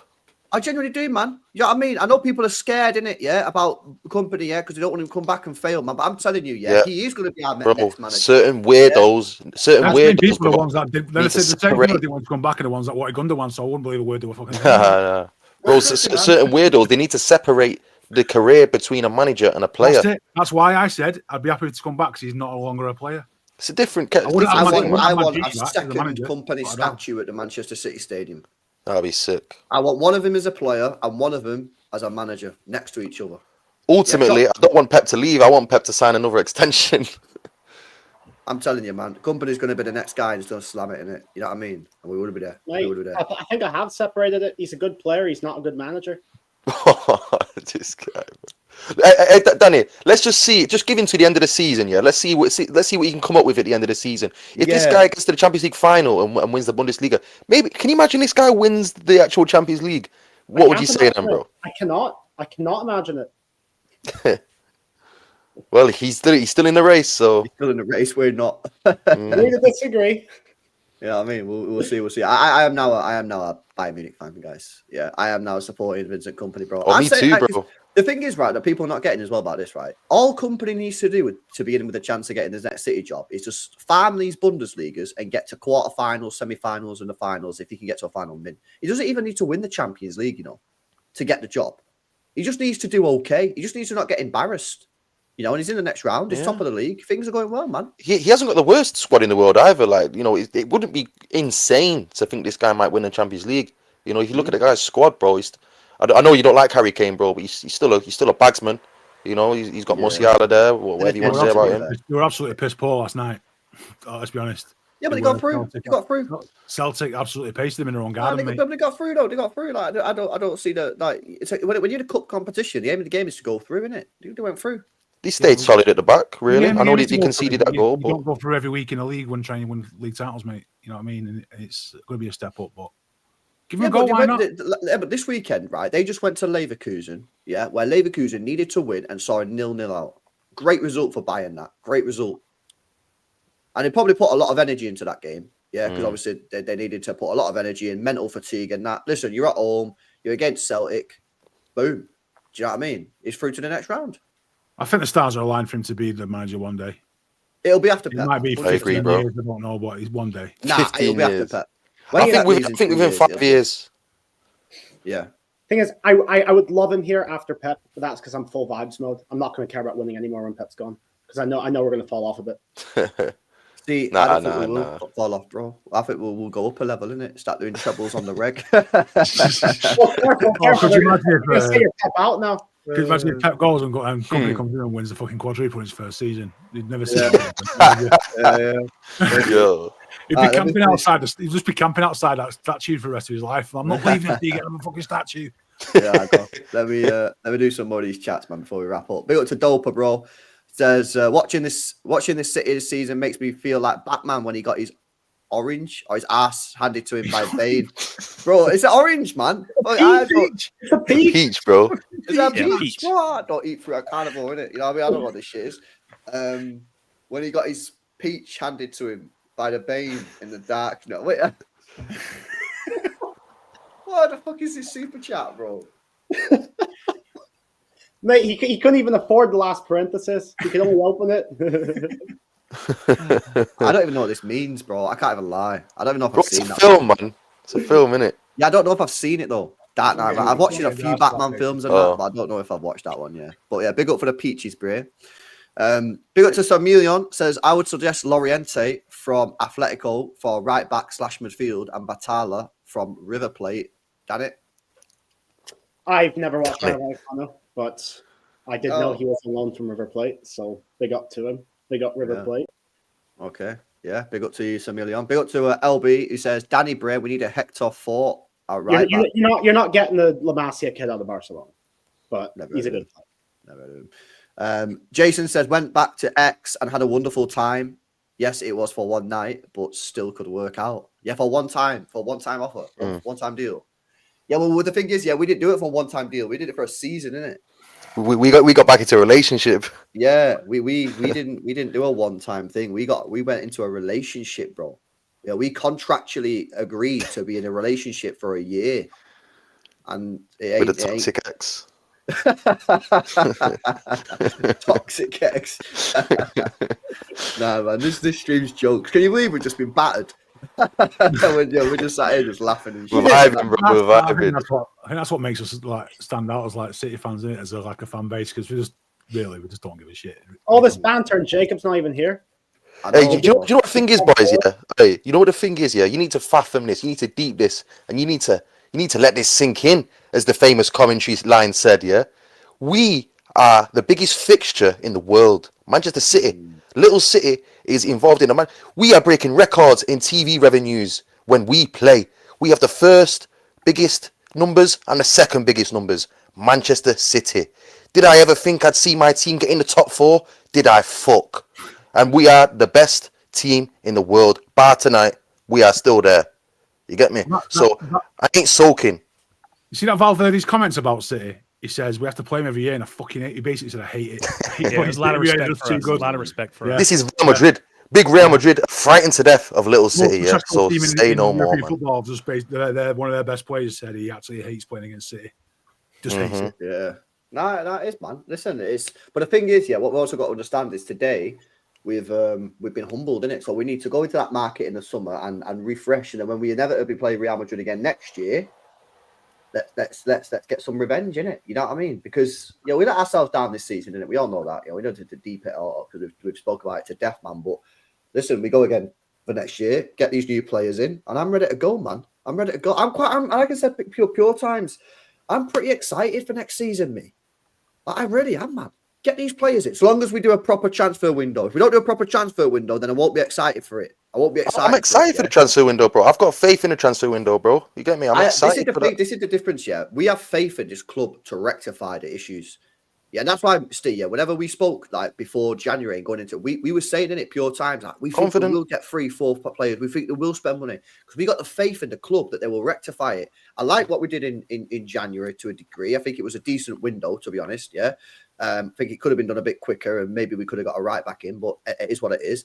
But in the summer, I'm expecting 4 or 5 players in that. Yeah. Do you know? We're about to see what Viana's made of, right? We're about to see. He's gonna be the busiest man in Manchester in the summer. In fact, he probably is already, I guess. Oh, already, man. Yeah. He is. The Viana's got a difficult job, yeah. Hey, yo, get out of here, man. Yo, check this guy, bro. The shameless guy. Come on, get ready for Sunday. We're counting on you guys. Stop Liverpool. Or he's actually now they want us to beat Liverpool, right? Yeah, no, he ain't doing you a favour. Liverpool need to do their own jobs, man. They didn't even do their own job tonight, bro. Yeah, exactly, man. Exactly. Yo, big up Saeed, bro. Looking fresh last night as well.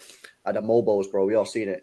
Yeah, you know Viana, he's got a hard job in the summer, but at the same time, he's got an easy job because it's so clear what he needs to do. Yes, he's got a lot of jobs to do, a lot of players to sign, and it's a lot of money to spend. He's got a lot of responsibility, but at the same time, yeah, the it's so clear what we need. I mean, I put the post out there on Twitter. We obviously looked at it, and like, obviously, Pulpy said maybe this guy, whatever, but we all pretty much agreed with the list, like maybe about 1 or 2. It's so obvious what we need that. It shouldn't be coming in going, oh, I don't know what I need. You only have to watch a couple of our games and you're like, right, I know exactly what this team needs. Yeah. So we'll see. He's got to have the cash to do it. I'll tell you what, I think it's going to be a natural process, LB. Yeah, I think it's going to be a natural process and in a relatively easy process because what's going out is what must come in. So what's going out is to us. We believe it's pretty clear, right? What needs to go out is old dead wood. So once that goes out, we just need to look at those positions. We don't need to do anything mad. We don't need to buy anything that we don't know what we need to buy because when it goes out, is what must come in. He is, and the good thing is, he is practically being mentored by the best that's ever done it. Really, the period that Zicky's had at the club as a director, there's never been a more successful period in English football, I guess, and he's been the main part of that in terms of signing the right players. So to have him to be mentoring Viana now till the end of the season and handing over the reins, you know, he's going to be left in good hands. Yeah. No, I agree, bro. I agree. Yeah, it's a madness. That includes Pep in 2 years. Well, actually, you know what's crazy as well, yeah, is that obviously this manager, not the manager, this sporting director that's coming in Bayern, not only has he got to buy all these players, yeah, he's got to fucking get a new manager as well, you know, in 2 years. So this guy's got a big job, man. Do you know what I mean? We really hope that he's going to do it right. It sounds like the one he had. I'll say the one he had identified in Amarin has completely crapped the bed. So. Dodge that bullet, didn't we, boys? Yeah, but at the same time, you know, he might have been fine with us. Yeah, that's the point, isn't it? Like Amarim, like I don't know whether or not he's just been infected with the United disease. Of course he has, bro. Come on, man. You can't come in looking at Freshie Montclair and be a bad manager, right? But we've obviously got a philosophy at the club which is playing out from the back, and look at what Amarim's trying to do there and just go straight to 3 at the back at United. And could you imagine if we had to deal with that? With what we are, we've had 10, 15 years of a philosophy to someone coming to change the whole club. I don't think they would. I don't think that. No, because the thing is, you know what's kind of crazy as well, right? Yeah, this is a good point as well from Luke. Big up Luke. You know what's kind of crazy is it's true. Yeah, no, it is true. Like, yeah, I agree. I think if we was to get Amarim, I don't think he would adapt to us. I think we'd have to adapt to him. And why would we put everything? No, exactly. And why would we put everything that we've built at risk for one guy who's still pretty fairly unproven? He's only won 2 titles in Portugal, and that's pretty much it. So I don't think. But what's weird is that apparently all the rumors come out. Apparently Berardi was saying that like this guy was the guy City would get in if Pep was going to leave. But I just don't think that would be true. I don't think City would put everything that we've built, just change it all. I actually. That's the approach that that's how I saw it too, that he was going to be the one to come in. And I think he thought that Pep was going to leave. I think Pep thought he was going to leave. And then we were so poor that Pep was like, okay, I've got to extend. And so then once he extends, or it's known that he's going to extend, then I think Amarin jumped at the next opportunity available. I do think, I don't have any reason to know this, but I do feel like that was kind of what the expectation was. We were going to get Viana, and then we were going to get Amarim right after that. If Amarin had been coming in after winning like 2 Champions Leagues with somebody and then having like 5 league titles and loads of trophies and stuff, then you can kind of accept that maybe his way works, and we could see a change to his new style, and it would have to obviously go throughout the whole club, but not just after winning 2 Portuguese titles. And right, exactly. Well, when's Pep contract end? It's 2027. It's 18 months, next year, isn't it? 18 months and the next season. So no, it's 2027. Yeah, 2026, 2027, isn't it? Did he sign a 2-year contract? Or did he sign a 2.5-year contract? Or was it 2? 2-year contract, isn't it? So that would have been just yeah, because he was due to leave. It was due to leave at the end of this. The next season, he goes 2026. It makes sense now. When you say 2-year contract, it's really 18 months. He was meant to leave at the end of this season. And he signed a 2-year contract. So he signed a 2-year contract, but that's effectively just 18 months, right? No, it's 2 years on top of next year, isn't it? Leaving in 18 months, so it would be to finish this season, which is the first season. This guy's saying 2028. Nah, it's not. It's not 2028. What is it, man? What year is it? It's got to be after this season. It's got to be 2 more seasons, right? Surely. I thought it was. I'm having it at the end of next season. No, it's not. It's the season. I'm saying if we only sign him for another, we're only basically kicking a dark can because we're going to be in the same situation we were this winter. We are next Poopy, year. bro. I'll kick that can down the road until the cows come home. You get no, me, it's bro? 2027. Look, Yeah, I'll kick that can down the road forever if I can. Pep Guardiola signed a new 2-year contract to see his tenure end at the end of the 2027 to 2027. What's that from? What's that? Is that? It's just So the way that when they say like a 2-year contract extension, it's like when that's mid-season, it's actually not 2 years really. It's only 18 months, right? Because you've already no. It's a 2 years. It's what he had, isn't it? On top of it. Yeah. It's 2.5 years is basically what he's done. Yeah. Right? Yeah. So basically, my question then would be, is Nagelsmann going to be available? Yeah, because for me, if you're not going to go Kompany, I think Nagelsmann, who's obviously currently at the Germany job, he for me looks like the one that you might look at and go, interesting. Obviously, as well, if you've got Wirtz, he manages Wirtz because he's Germany. That could be the one. So yeah, we'll see what happens. You never know, man. You don't know what happens in that time, do you? Somebody could come out of nowhere. You're right, bro. You know, and obviously, he's still got this Mitchell guy at Girona, who, by the way, despite having his let this squad, guy go, bro. I beg you. No, I don't want him, bro. I'll just be clear, But what I will say is, bro, he's impressing me this year more than he did last year. Okay. Yeah, because he had his squad ripped out this summer, and the 10th, whilst being in the Champions League, they're still 10th. They've had a bit of a bad run recently, but in fairness to him, I'm pretty sure he has the lowest kind of wages structure in the league. Is that kind of correct? Yeah, he does. He has dead wages, bro. So that's I don't impressive. I want someone more senior. Or if you're going to go someone young, go and get me Kompany, But this guy, he's only one win off of 6, and he's had his whole squad ripped apart. You know, Savio left, Yankuto left, Dovkick left. That's the 3 best players. Yeah, you know who's impressing me, bro? This young brother at Brighton. What is he like? 39, bro. And you know what I mean? To be doing that kind of job at Brighton at that age, that's impressive, man. Well, they've had some pacing, don't they? I think he's a bit naive. I guess. What about that Ariola's decent at Bournemouth? They play some good football and they've got some good players there. And they've come out of nowhere. So that's true, bro. There's lots of managers out there that you just that level below or level 2 or level below that you could actually think. I like to look at the Premier League. They will probably take that philosophy and do quite well. Yeah. No. What are you saying, Steve, about Premier League? I just like in terms of a manager and even in players as well. Really, I'd kind of always prefer to look at the Premier League in it because you know it's the league in it, bro. So if that's the league we're in, then I'd prefer him to know the league and know what they're coming into. I know it was obviously different with Pep and that, but I personally just like to look at the Premier League. I'll get me hands in it for Spurs. LB wants Dimichelis, bro. Yeah, man, go get me Dimichelis, isn't it? You guys. He comes in, I'm cutting ties, mate. Shit manager. Wow. Yeah, still on that point you made though there about like the next sort of like decent manager for the Premier League. Who's the last like decent Premier League manager that's gone from a lower team to a bigger team in the Premier League and actually done anything good? I can't remember one. Moise. No, but like David Moyes was the one that went to United, did shit. Who else has there been? There's not been anyone, has there really? That's gone from. Who's that progressed? Like rags to riches. Successfully. Not, is there? On a successful basis as well. It's a good question. There's not. I don't think there is anyone. Maresca. Hey, Maresca's a good shout. That's all right. Upgrade from United to Leicester. That's an upgrade. Well, it's not. There's no one really. There's no one really gone from being. Nah, but I hear you. There's not really like Eddie Howe. Good shout. Eddie Howe, good shout, man. What do you guys think of Eddie Howe, man? Do you rate this guy?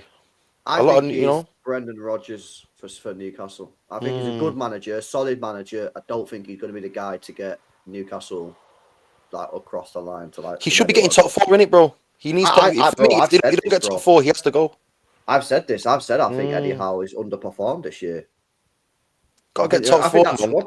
Bro, top 4 you've got arguably the best midfield in the league, arguably the best striker in the league. You've got to be getting top 4, man. It's important, bro. And if you have to look at it as well, if Newcastle want to spend money in a transfer window, they ain't going to be able to do that if they don't get top 4. And they might lose 1 or 2 players as well because they want Champions League football. I don't know if I see anyone really in the Premier League that I'd take as a manager. No, he's not. Is he? Not.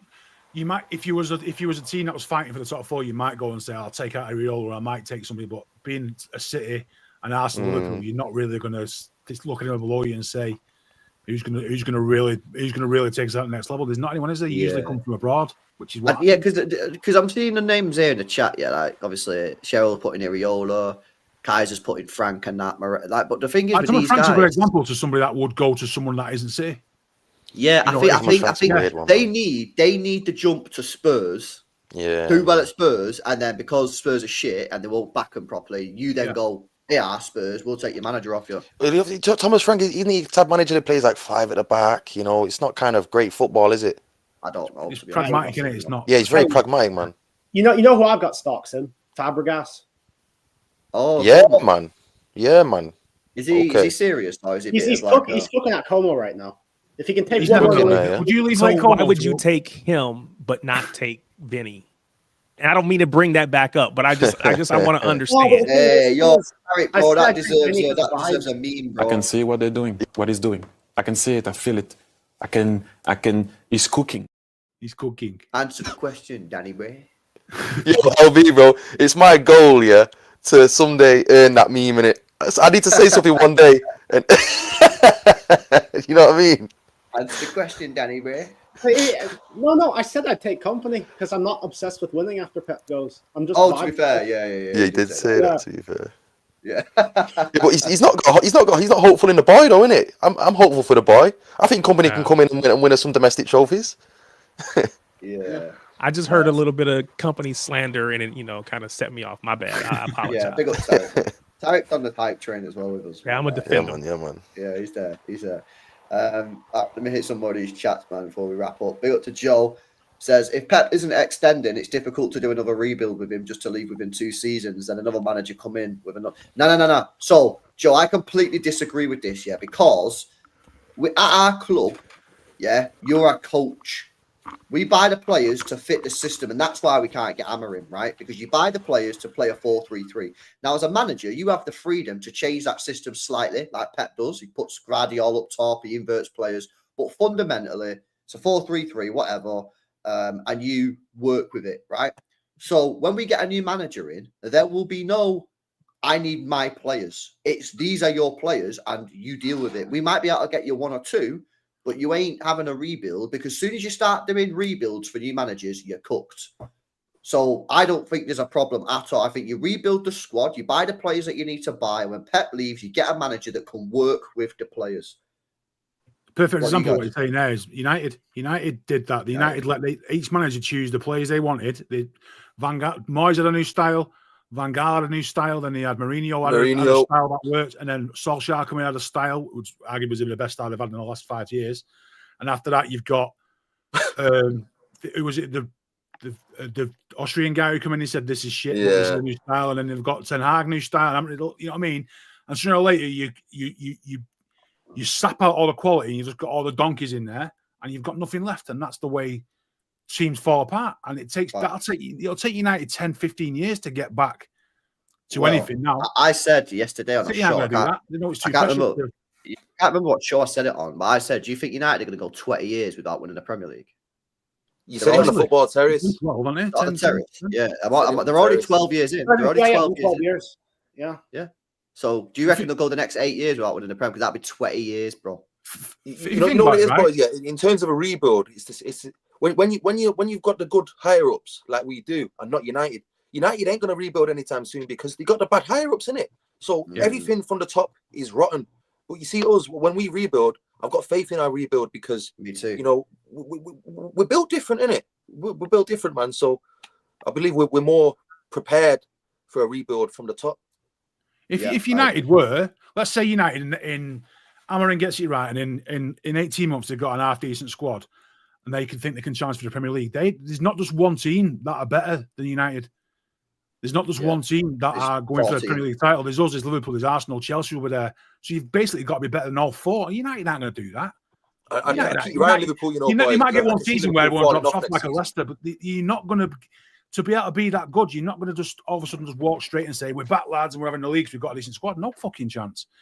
You can't even compete to get in the top 4, let alone the top 2 and 3. And that's just an even bigger level on its own. So I reckon United are going to go 20, 22 years, 25 years before they get close.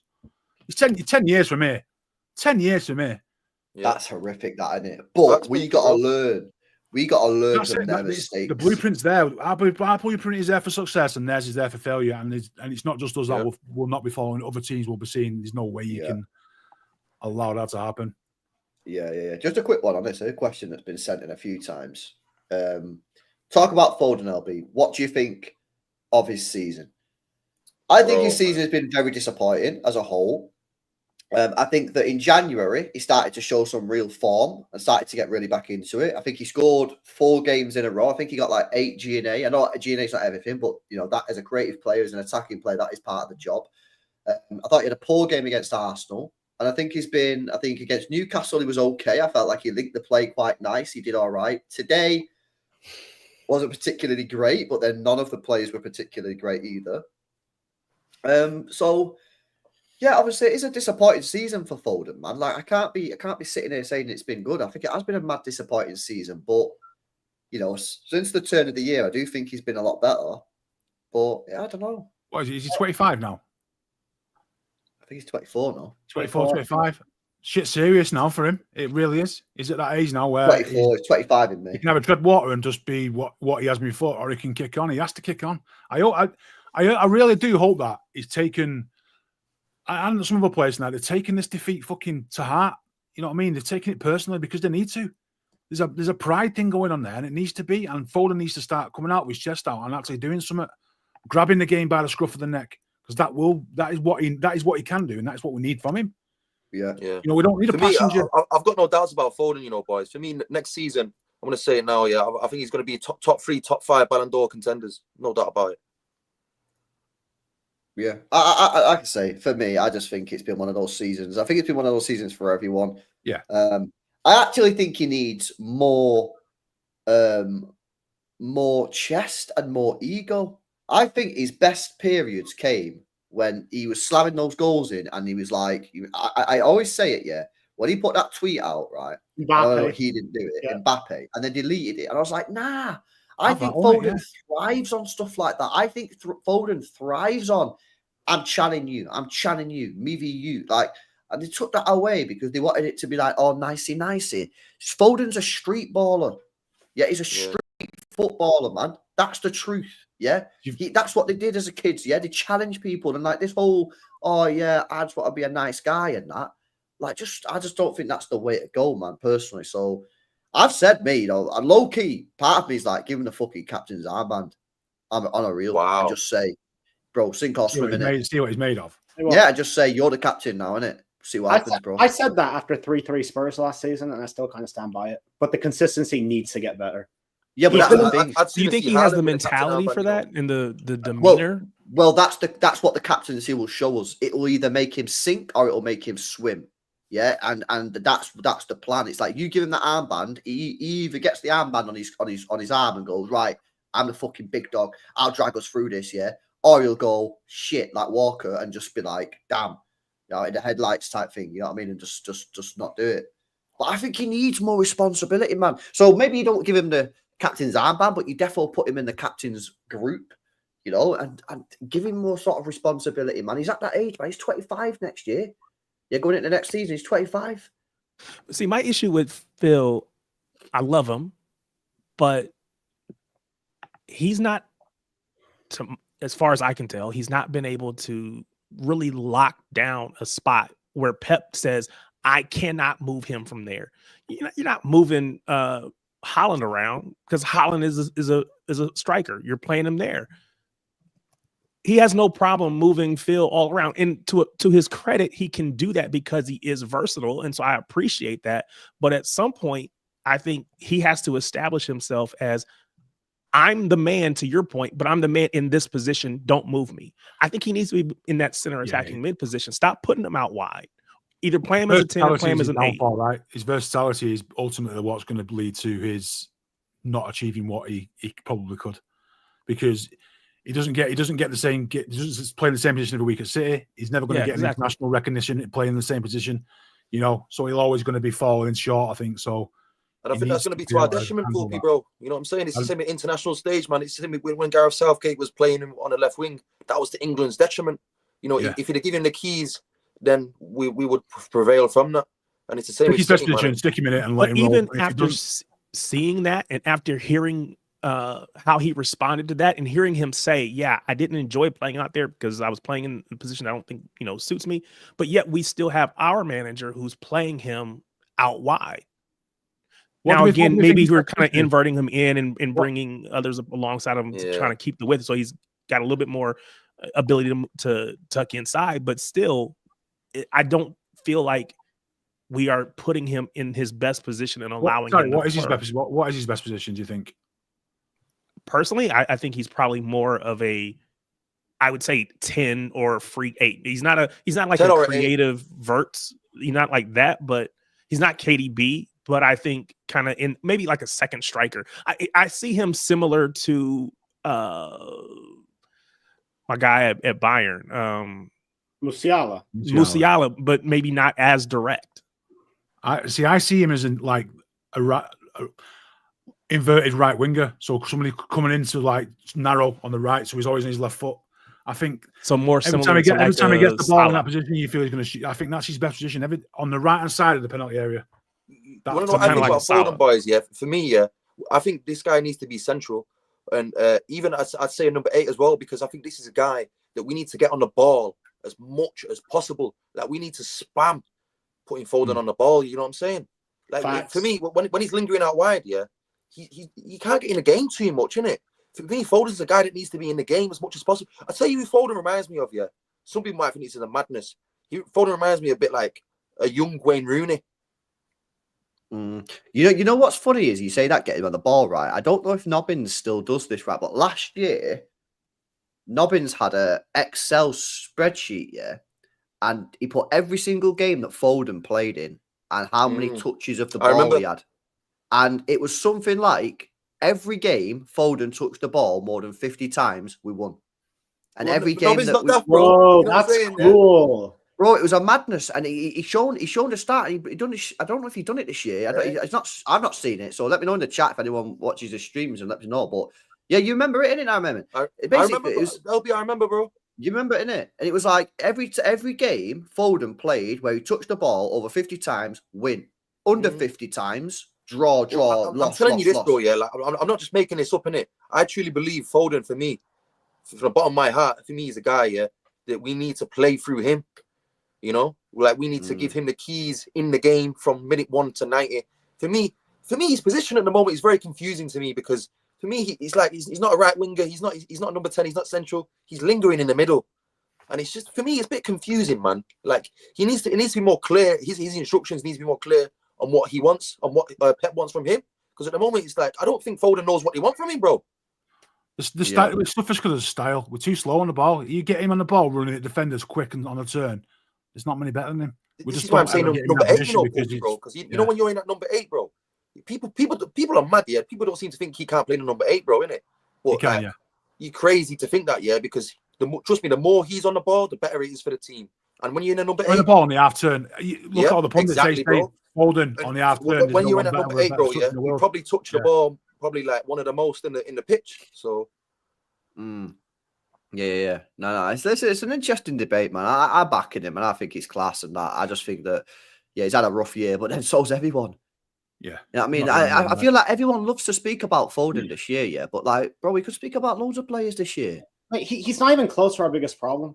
I feel like he gets a bit too much hate. I think he gets way too much hate, man. I don't know, man. I think it's because he's meant to be this guy. He's meant to be the guy that, like, because we're crap and he's not pulling us through games. Everyone's like, what the fuck is he doing? Yeah, everyone expects that Ryder Rover stuff, don't they? Where he's like a local hero. You're coming through the academy. You've got to save the club. Everyone's looking at Foden and going, "We're playing shit. You saw it." Yeah, he's being compared to team or like say Saka, but they run everything through Saka. They're intentional about. Saka's going to be our guy. We're going to run everything through him. We don't really have anything else outside of him. And for us, it's, yeah, we have Foden and he's good, but he's kind of, you got to just get your own where you can. We're not intentional about allowing him to be in those spaces. Yeah. This is facts. This is facts. And no, bro, again, you can hold him to the standards of last year. Yeah, that's absolutely right. And we've all said that. No one on this panel, I don't think so, or anyone in the chat saying that he's been as good as last year. Everyone said he's been poor. But there are things that you have to say, like the team is shit as well. Do you know what I mean? The team's also crap this year. And the it's thing not is, like- if he does this next year, then I think people will be going, hang on a minute, what's going on here now? It's not like we've had a mid-season and he's been absolutely shit and been getting hooked off after 45 minutes or an hour because he's been ineffective. He's literally the whole team suffering, and it's just. And let's be honest as well. Yeah, let's be honest as well. Since the turn of the year, he has been a lot better. Yes, he was poor against Arsenal. I thought against Newcastle on Saturday he was decent. And obviously everyone today was shit. You know what's crazy about that shot he did today, boys? You remember that shot he did today near the end of the game? Remember? The keeper saved. Yeah, about 35 yards out, something mad. Bro, this guy, the ball was stuck under his feet. Are you with me? Yeah. Just deep that, bro. The guy didn't even get the ball at his feet, bro. Yeah, and to strike the ball that well, he's got something special, man. You know what I'm saying? I agree. No, he's a good ball striker. I agree. Fantastic ball striker, yeah, and I think he's a fantastic dribbler as well. I mean, going back to the penalty that he won last week as well. Not many people are winning that penalty because he's got that dribbling ability. Yeah. No, I hear it, man. I hear it. I think the Euros is what fucked him. You reckon? Yeah, I think the Euros, though, isn't it, bro? Well. I think that's what. I think that's probably just. He's just. I think that's probably what's made his head drop a bit, and just all the other off-field stuff that's gone on that people are talking about. I think that's probably part of the perfect storm. And he's just had a bit of a shit 6 months. What's Tuchel saying with Foden? Is he like played it? I don't know what's even going on with England, man. Well, I'm very interested about this, because I think with Tuchel, we might see the best of Foden because Tuchel knows Foden, innit? He's got bad memories about Foden as well, so. Like he might give Foden the keys, bro, in a central position, man. I wouldn't. I think the two shells is going to be a deep throat in Bellingham, and it's just going to be all around Bellingham and Kane. I swear down, I actually rate Tuchel. I swear down. I like Tuchel as well. I think he's a guy that gets the best out of his players. The issue is he does this whole 3-4-3 thing. Where does Foden play there? He doesn't. Well, you might see him in the middle though. It's out wide or nothing in that kind of a system. Or like a second striker, like when they beat us in the Champions League final, they had what was it? It was like Werner behind Havertz or something, or the other way around. You might do that. I'm not sure. I don't know, but I do rate Tuchel, man. I think there's a lot of people, man, who sort of chat shit on this guy's name. I think he'll manage it. I hope he comes in, just says it's my way, and drops players that don't need, just says. Ideally, if we're all being honest, right? We all know that. As good as Jude Bellingham is, he is the one that's caused formational problems for England because they're putting him in where he just shouldn't necessarily be the best player in that position. He's never a number 10. He's never that. I think he's a number 8 as well. Yeah, play him in his right position and don't just play Bellingham because he's playing for Real Madrid. Put the best player in that position, and if Bellingham plays in a position that he's better at, then do it rather than just doing it because Bellingham's his superstar.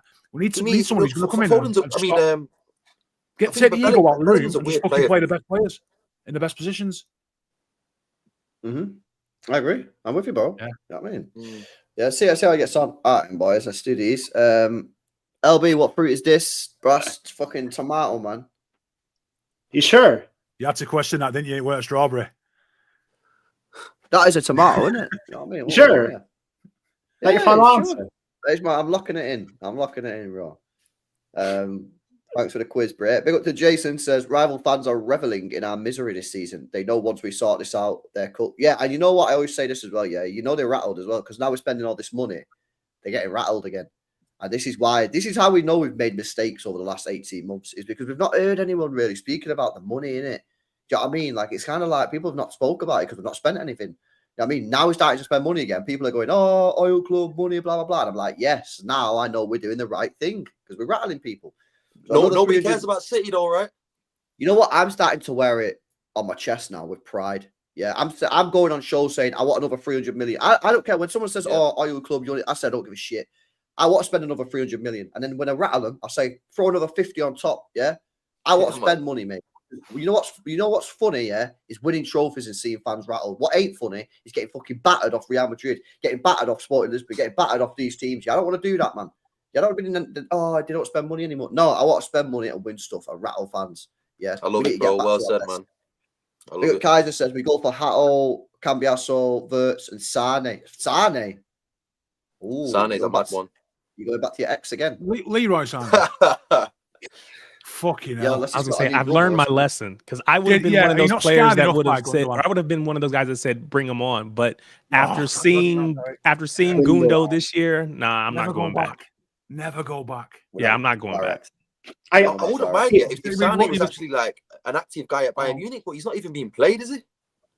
They were saying now, Sterling's free transfer next year. You get Sterling back for a year. Fuck off. That's the Yeah. interesting thing. Nobody's gonna ask for Sterling back. The thing is, You right, what? I know You for a what? fact if You we what? signed Sterling, there'd be some fans going, "Oh, Pep can unlock him like he did in Yeah, unlock 2019." him back. It's a Get the best out of fucking- Sterling. He's You 36, can't just Yeah. see that get a Sterling good is season out of finito. him. Yeah, that's some drop off, by the way. Sterling drop off, man. You know what I mean? Because he's not been good really since what 2019, something like that. You know, in 2020. That's a legitimate drop off right there, bro. That's Never crazy, man. Never gets better after you leave City, mate. That's what they say, right? That's Never real. gets better. That's That real. is the facts. That is the facts. But the thing is, these players have such big egos. They think that when they leave, people need to realize Pep makes you mint in it, and then when you leave, you're just an average player again. Yeah, you just That's the truth. You know Well, what I mean? let me tell you the truth about Sterling, bro. Sterling was a absolute savage, bro. Don't get it Was. twisted, please. Yeah, Top Sterling Yeah, was proper a- underrated. Proper Be the underrated. fucking truth, man. Yeah, I'll tell you the truth, bro. Yeah, Sterling, man. Don't listen to Jacob too much, boys. Yeah, because he'll get to your head. Yeah, he'll get to your head, innit? I can see he's got to your head a little bit. LB, don't allow it, man. Stay strong, Nah, brother. Stay strong. He was a baller, man, and he's probably had arguably one of the greatest like calendar years or seasons any winger's ever had in the history of the game. With that year that he got like, what's it, 50, 60 GA? He was slamming goals in, winning us matches, winning us league titles. Man. It was fucking unbelievable. He could have had but- twice as many because he was absolutely useless in front of goal quite a lot of time. Wasn't he? Yeah. His finishing was never the best. Like he Paul? could score. His finishing was What I actually don't never the understand best. about Sterling, right, is like, you know, when at the end of his career at City, obviously he had a bit of a beef with Pep because Pep wasn't playing him as much. But he knew that City were going in the market signing a striker. Because obviously when he left, we didn't have a striker, right? We had false nine. Surely in his head, or surely the people around him should have been saying, listen, no, you've not been playing, but they've had a false nine, so they've not had anyone to really cross the ball to. They're about to get Haaland, they're about to get Kane. You're going to start cooking again because you're just going to be spamming take-ons and putting crosses in. Like, why did he not just hold it out, man, for one more year? And To me, he lost a lot of pace, bro. That's the issue as well. You reckon? Yeah. I think I he's don't one of them know. that aged. So a lot of people age differently, innit? Like some people age a lot sooner than others. He had 10 solid years at the top, and all of a sudden he's just gone off a cliff. Overplayed too soon, innit? Saka will go the same way, probably. Yeah, like Rooney. Rooney's a perfect example. Rooney was smashing life out of the Premier League when he was 16. But Rooney also loved the cigarettes. Like 31, 30. Cigarettes, Yeah, you know. Rooney loved the cigarettes. He loved the beers. He loved the had- Burger King, man. His career. Bernardo Silva. Well, Bernardo Silva's just been actually just ran into the ground. I actually think that guy's just legit. You know what I mean? But like, if you diet properly and eat the right foods, like Ronaldo showed it in it. Like you can play at the top level, but some players don't. That Milner as well. Milner like had a Milner's crazy a mad career. one, bro. Yeah, Milner's is a he mad still in the one. Premier League in Milner, or is he gone? Yeah, Brighton, innit? Is he not a Brighton? Yeah. Is he still there? Brighton, It shows that if you look after your body and that, yeah, but obviously some players don't do that. Like if I was a footballer, no way, I'd be done by 28. Me, like I'd be finished. But like some players can. I was can done do at it 21, properly. bro. You're done at 21. I was legitimately done, bro. Hey, finito. I was a hot prospect, you know, let me tell you. And then all of a sudden, bro, I fell off a cliff, bro. Oh man. Finished. Yeah, all right. Big up to Steve with the final super chat of the night. Says Chevalier is a great goalkeeper. League One is my favourite league to watch. I watch Lille a lot. He's clear of Costa at Porto. Says Steve, and he's cheaper apparently, 40 million euros. Whereas Costa's got 60 million euro release clause. So yeah, there we are. Yo, big up Steve, man. Hopefully, good. This guy streams, by the way. He's No, I know. Yeah, He man. does. I've seen I'm what familiar, time I'm, people I'm familiar stream. with Strasbourg Steve's game, man. I've seen him a couple of times. Yeah, man. He knows his stuff, mate. He knows his football. All right, lads. Well, I mean, before we wrap up, anyone else got anything? I mean, we've been live for time, but if anyone's 2 hours. I know it's a madness, bro. It's a credit to this panel, man. I love this panel, man. You know what I'm saying? It's vibes. So yeah, it is a very good panel, man. It's a good panel, bro. Considering at 10 o'clock we was all dead. Yeah. But you know, going off this positive, and it's been a good chat. Yeah, it's been chilling, but it's like it goes back to what Steve said earlier on. Like this stream was never going to be one where we come on just ranting and raving. Like there are times there are streams where we'll come on and we'll rant because it's like poor, but like this wasn't a stream for coming on going sick. Like we all knew pretty much that we was going to get beat tonight. Yes, it was more disappointing than we thought, but You know, Like it's what it is, man. We've had a lot to smile about. You just got to take the licks, man, when they're there, and Yeah. just Hey, you know. lads, and he's up for another 6 hours. We're doing Hey, 8 hours. hey, I've got a midterm tomorrow. I can't. I'll tell you what, yeah, let me get a few cans from the fridge, yeah. Let me get a few cigarettes up here, and I can keep going, baby. Yeah? Yeah, that's crazy, man. Yo, Tarek's thinking about it. He's like, yo. Hey, it's only 7 o'clock for me. It's only 7 o'clock for me. I can do shit. another couple hours. Nah, Lads, I can go crazy. 3 hours on Rio Watch Ferdinand if you want. Steve I could open up the taps on Rio Ferdinand and TNT if you want for 3 hours. Let's look at this I'm one. still spewing about that. Danny, did you ever watch Steve play football? That's the real test Hey, of your FC knowledge. United, what a club. That's a joke comment, you know. Was he FC United decent? Manchester, the biggest Was club he in decent Manchester. or nah? Was he decent or nah? That's joke. What was his attributes? Ball playing centre back, isn't it? Yo, Nah, he's come not on, right. man. He's not right. He's not right, man. He's not right, man. I was a physicality merchant in it. Pace, power, strength, no ball control. Oh, no. And you played Crazy. center back? Centre back, He did, right, yeah. but yeah. You know So what you're it is, kind of Tarek, Vincent Kompany-esque. bro. I'm only 5'11". Yeah, so you know what it is. Who would you compare when I yourself got to, Steph- bro? Kyle Walker, man, all day long. Oh, yeah. Yeah, Walker, okay. brother. But Hey, you know what it is, bro? Shagger Yeah, as well. like It's No, not Shagger, it's not, yeah. Hey, When did you I have the was in his bozo twenties, gene, bro? Did you have the I was bozo at the gene? first team, you know Markham. Oh, yeah. I was at their first team, yeah, for a month. Yeah, yeah. And Oh, shit. they had two other centre backs, and they were 6'4", 6'5". So straight away, man, yeah, I'm 5'11", innit? So straight away, it's just like you don't have to. Sometimes, see, face don't fit, man. He just looked at the brothers and he was like, yeah, we're taking them, innit? At the time as well. So I always struggled with the height, so I was shifted to right back. But I didn't really like playing right back, innit? So that was the issue, man. But the question is, did you have the bozo gene, bro? I had the bozo gene, man. You did. Sometimes, yeah. He had the bozo gene, lads. I had the bozo gene. This is why you're at United of Manchester, not Manchester United. Yo, that's what I'm saying, man. This is the facts. Funny, man. Funny. All right, then. Well, that's funny, man. All right, and lads, anyone else got anything? Nah. Gotta put your game tape on YouTube so we can have a watch along. I got you, bro. Yeah. Yo, we got any clips?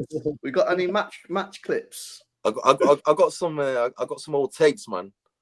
Yo, we'll do that. We'll have to Old do that one tapes. night, man. We'll have a few beers. We'll get on stream, have a few drinks or whatever, and we'll do a review, man. We'll have a review. Say less.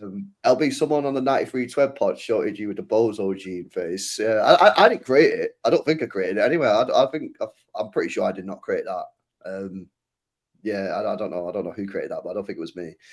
All right, lads. Well, listen, big up Pulpy, big up Danny, big up Tarek, and big up Steve, as always, lads. Great show tonight, man. You know what I mean? And I feel better now. I feel better. Feel cleansed. Yeah. I feel better. So This is there like, we go. this is like the first time we've been able to go on a tangent after a loss. I'm proud of us. We usually just rant the whole time. Yeah. I don't feel like I'm just going to go and sit in a dark room and cry now. I feel like I can just chill. Yeah. Exactly. I'll stay on the phone to you if you want, Pulpy, bro. I'm going to go downstairs and tell the dog, what the fuck are you looking at? I'm just going to go in. You want some? FaceTime me, bro. I got your back in it. FaceTime me, man. Yeah, I'll just leave you on side, mate, looking at me while I'm going to sleep. Just like that. You know what, no, boys? The trouble is for me, yeah, for the past hour, I don't know if you can tell, I've been lagging in it because I'm using my phone at the moment. It's an older phone, this one. So it starts to overheat at about an hour mark. So it started to lag a little bit. I apologize for that. That's all right. No, I couldn't tell. Seemed all right to me. You can't. Yeah. It might just be on your phone that it's lagging on your phone because it's been fine for us. The people are like, more. Nah, I can't do more. We've done 2 hours. And the lads have got stuff to do. I say LB gives out life advice when it gets too late. We've suffered enough. We've suffered enough, honestly. When the stream goes dead. When the stream goes off now, we're all just sat there crying. We'll do 8 hours. When we've got these tunes on, right? Yeah, we've got these tunes on. Yeah, we dim the lights. And then we give the life advice. Yeah. Hey, 2 hours. There we go. Yeah. Look at them dim lights. You see that? Yeah, we dim the lights. We give the light advice. Yo, we put the Pulpy as well with the dim lights. We put the waiting room on. Have I got the waiting room? Oh yeah, we got the waiting room. Please take That's your my favourite. Yeah, we got Pep on his horse. Yo. That horse, you need to put Bernardo's face in that horse now, mate. Yeah, what's this one? How to beat Madrid. We have no clue right now. No, he obviously didn't do that, innit? You know what I mean? Nah, You know that tune you play when you have the waiting room on? That tune. You need to play that tune more often, bro. This one? I can't hear it, no, bro. Yeah, Oh, it's the one. Yeah, it's the one. You got one on now, yeah. Yeah. I don't know why you can't hear it, but yeah. It's the chill tune, innit? The chill track. Yeah, the chill tune. Yeah. Have you got it on now? I just turned it off, but yeah, it was on. It was on. Oh, I'm missing out, man. I need to play the stream back so I can catch it. Yeah. You gotta put Nunez's face on the horse because Jacob called him a horse once. Oh yeah, I'll do that. I'll put I always make them stupid. Bernardo, mate. He's ran him into the ground. He's got to be Bernardo on the horse. Ran him into. Oh the yeah, ground. Bernardo. Yeah. So, That's what we call. all right, lads. Listen, we'll wrap it up there, man. Big up to you guys again for jumping on the shows as always, man. What day is it now? Thursday. Sweet. So hopefully I've got a show tomorrow at midday to message the boys, man. See what they're saying. But yeah, listen, lads. Make sure you guys smash the likes on the way out. Make sure you guys are subscribed to the channel as well if you're new. Big up Pulpit, Danny, Steve, Tarek as well. Shout out your pod as well. Oh yeah, I appreciate that, man. I go on with a group of guys with Shades of Blue podcast, Shades of Blue Network. We'll be on tomorrow night. If you're out on X or on Blue Sky or even probably even on YouTube, it's just Shades of Blue NW. Shades of Blue NW. Check us out. Appreciate it. We're almost at 500 subscribers. So if you're on YouTube, check us out. Give us a subscribe, please. And thank you. Yeah. Sweet. Steve, you got obviously your Twitter, bro. You put all your news Twitter, out there. Yeah, what are you saying, man? So on Twitter, man, like I say, man, big up as always, innit, for having me on. I love coming on these panel shows. Like I say, if I wasn't on it, I'd be tuning in. You get me? So yeah, that's me right there. Absolutely. Make sure you guys are following that. Make sure you guys are following Pulpy as well, who goes on mad rants. Do you know what I mean? He does his Twitter rants as well. Just follow it, mate. Yeah. Yeah. Get on that. And obviously, if you want the latest and the greatest news regarding everything football, and Echeverry prop, then make sure you're following boy Danny. I'm just a reactionary guy in it. So if you like reactionary tweets, then holler at me. Yeah, you've got your reactionary content from Steve. You've got unreal ball knowledge from Danny, and then you've just got your Pulpy calling random influencers out, like Rory Jennings. Yeah, I'm just agendas, just an agenda. I'm just an agenda poster. There's always something going on. You got Pulpy a boxing match, a real man, boxing match. Yeah. I'd fight three of them in one night, mate. Not a problem. Yeah, we gassed after a round each, but I'd have a great fun. Yeah, make sure you guys are following. Make sure you guys are following Tarek as well, and the Shades of Blue podcast, as you can see it right there as well. Appreciate that in the bio there, man. So make sure you guys are following up, man, and get it followed. But yeah, smash the likes on the way out, chat. I will see you again in the next one. Peace out.